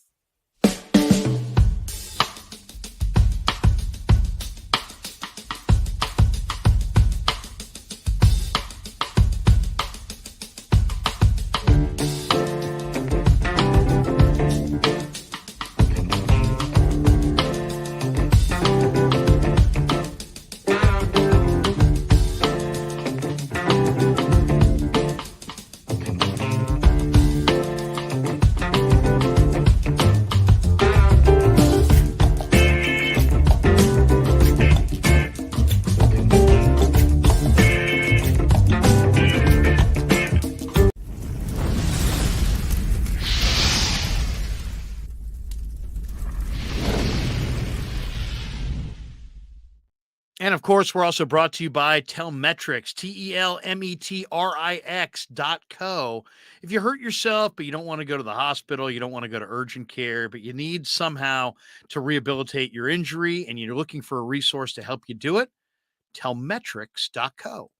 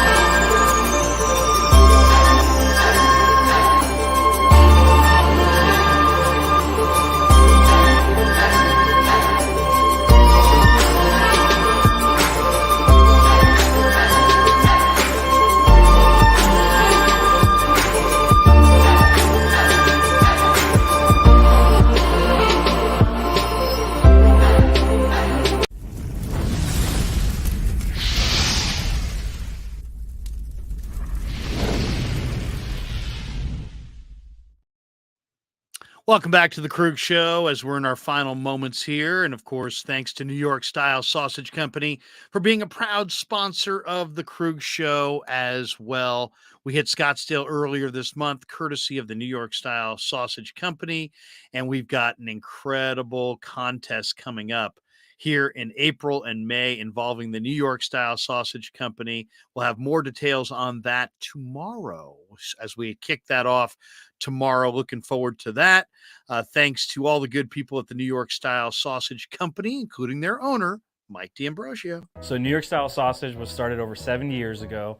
We are the largest producer of fresh Italian sausage on the West Coast. What makes our sausage in New York Style is really the recipe came from back east, from New York, from Connecticut. If you look at all of our labels, there's maximum 4 or 5 ingredients, which we're really proud of. There's no preservatives, no MSG, fresh in, fresh out. The pork comes in fresh, goes out fresh. There's never any freezing throughout the process. We've always used fine quality cuts. We're never going to deter from that. It's one of the reasons why our sausage is so good. I guarantee you put our sausage up against anybody else's from a flavor standpoint, no one will beat it, hands down. And do yourself a favor and do me a favor. Go buy a package of the New York Style Italian sausage. Guaranteed you will love it. Guaranteed.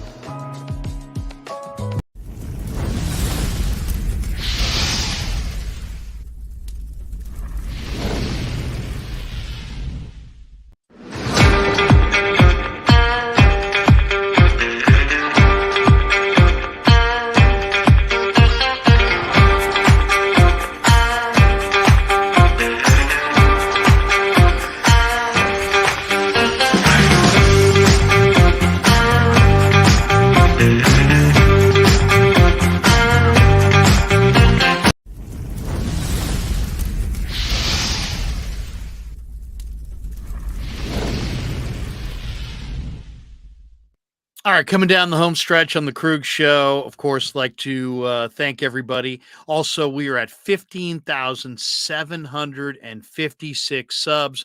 So if you're still in the chat and you'd like to subscribe, hit like. That always helps the algorithm, help more people find us. If you hit subscribe, you'll just get an alert on your phone every time we go live. And of course, if you want to be a channel member, it's $4.99 a month.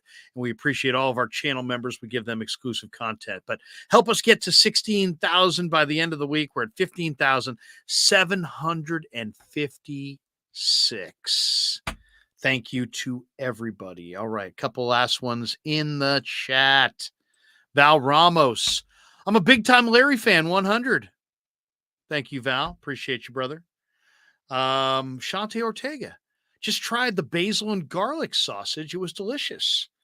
Ooh, we have basil and garlic as well. We did it in pasta a couple weeks ago. Val Ramos says, I love the Krueger Show. Immortal says, dope show. Celts Chronicles, who's been with us since the beginning. The wink never fails. Yes. Kyle McKiernan. I'm on my third package of the New York Style sausage. Bought the breakfast one again. My wife loves it. I make a killer croissant, egg, and cheese sando in the morning. Yeah. I mean, New York style sausage. If you try it, you'll love it. Tammy McDaniel, who's always tough. She says the Warriors choke job tonight. Val Ramos has a question. He says, Larry, don't get mad at me. Val, would I get mad? But why is that Niner flag facing the way why is that Niner flag facing that way? Look, I love you and the great content you give me. Okay. Well, we got a new camera. We were at a new angle, and I just got sent that flag from the UK. And as you can see, it has 2 holes. But you're right. I need to make it, instead of vertical, I need to make it horizontal across. So my son is home for spring break. He is my technical wizard. We changed out the camera today. We're going to be changing out these headphones. We changed out the mic. If the mic sounds a little different, it's a nice mic, though I'm not loving the way it's sounding right now, but we'll have to play with it. But yeah, we're upgrading the studio and we're making some changes. And so I will have kind of different backdrops and different looks going forward over the next week as we kind of flirt with some different ideas. And if anybody has any ideas of how you would like to change the studio or change our setup or add or anything to our live streams, feel free. I will have some news here in the next few days on the great Damon Bruce and what Damon and I could be cooking up. Do you smell what Krug and Bruce are cooking? Grilled cheese, said Tammy McDaniel, who's always tough. Haha, that was gold, Larry. Tammy is tough. She's a tough cookie. Shanti Ortega, your boy didn't go to Dayton for spring break. We got Carlo P. We need a Ryan update. We deserve it. Here's my Ryan update. He was in Arizona. I saw him 10 days ago. I don't know where he is. I don't know what he's doing. I don't think he's in harm's way. Other than that, I don't know what to say. He's always welcome here on our shows. We'd love to have Rye. He's an original cast member. And nothing has been, it's not like we don't have any bad feelings about Rye. We love Rye. So he's always invited on our show and, so on and so forth. So I know he's helping Danny grow his channel. And I know that may be taking precedent. I also know that he's got some other things maybe going on that he's working on in relation to that channel and advancing that and some other projects I know he's pursuing. But yeah, Rye is invited on our channel, going forward and always has been, always will be. So that's all I can say about that. G-Code Travels Vlog POV makes a donation. He says, hey, Larry, visiting from Macau.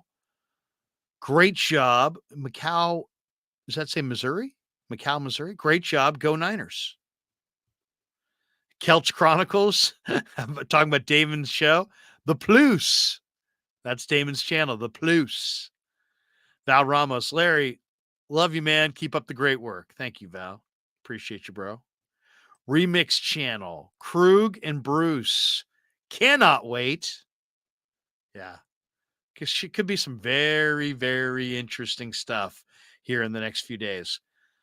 Keep it locked on the Krug Show. My son is making draft videos. I've got a couple coming out in the next day that are just going to be absolutely nails. When we're talking about me talking over highlights of some of my favorite players. I did a mock draft. By the way, I need to mention that. I did a mock draft. My first one, the mock draft 1.0. I did it on a database where they kept offering me trades, and I traded back a number of times. It was an incredible mock draft, and it gave the 49ers an 18-player draft and 7 extra picks in next year's draft.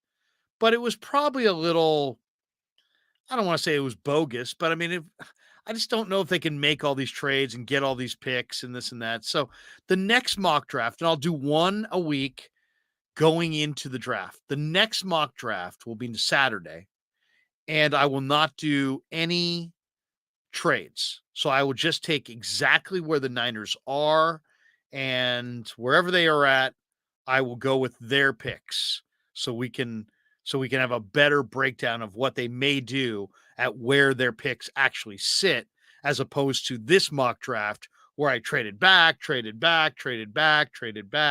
got more picks. But my 7-round mock draft is out on YouTube right now. And we just put it out about half a day ago. It has 4.2 thousand views. So it's pretty long. It's a 45-minute video on a mock draft. And you can see the whole draft simulator in the background and the whole deal. So 4.2 thousand people have watched that already. I also have a video out on why the 49ers are on the verge of dominating the NFC. And it also is kind of long. I guess it's about 20 minutes long. But 3.7 thousand people have already watched that. So today on a Sunday, basically we've gotten what is that? 8,000, roughly almost 8,000 views off those two videos. And of course this live stream today. So the channel is doing really, really well. And I'd like to thank all of you for that. And thanks for supporting our channel. And that's going to do it for us. As I said, we're going to be back at it tomorrow. Raj will be in the house at 1 o'clock. I may, usually on Mondays, I join Grant on his channel at 3 o'clock. FP Santangelo is going to stop by on Tuesday. Eric Crocker, I believe this week, Wayne Breezy, Vish, Grant, Jesse. It's going to be a big week. So keep it locked right here on the Krueger Show until tomorrow. Have a great night, everybody. And we're out. Yeah, never met a man I've been scared of. Careful, you gon' get exactly what you asked for. Here for whatever you bring me, get in hand.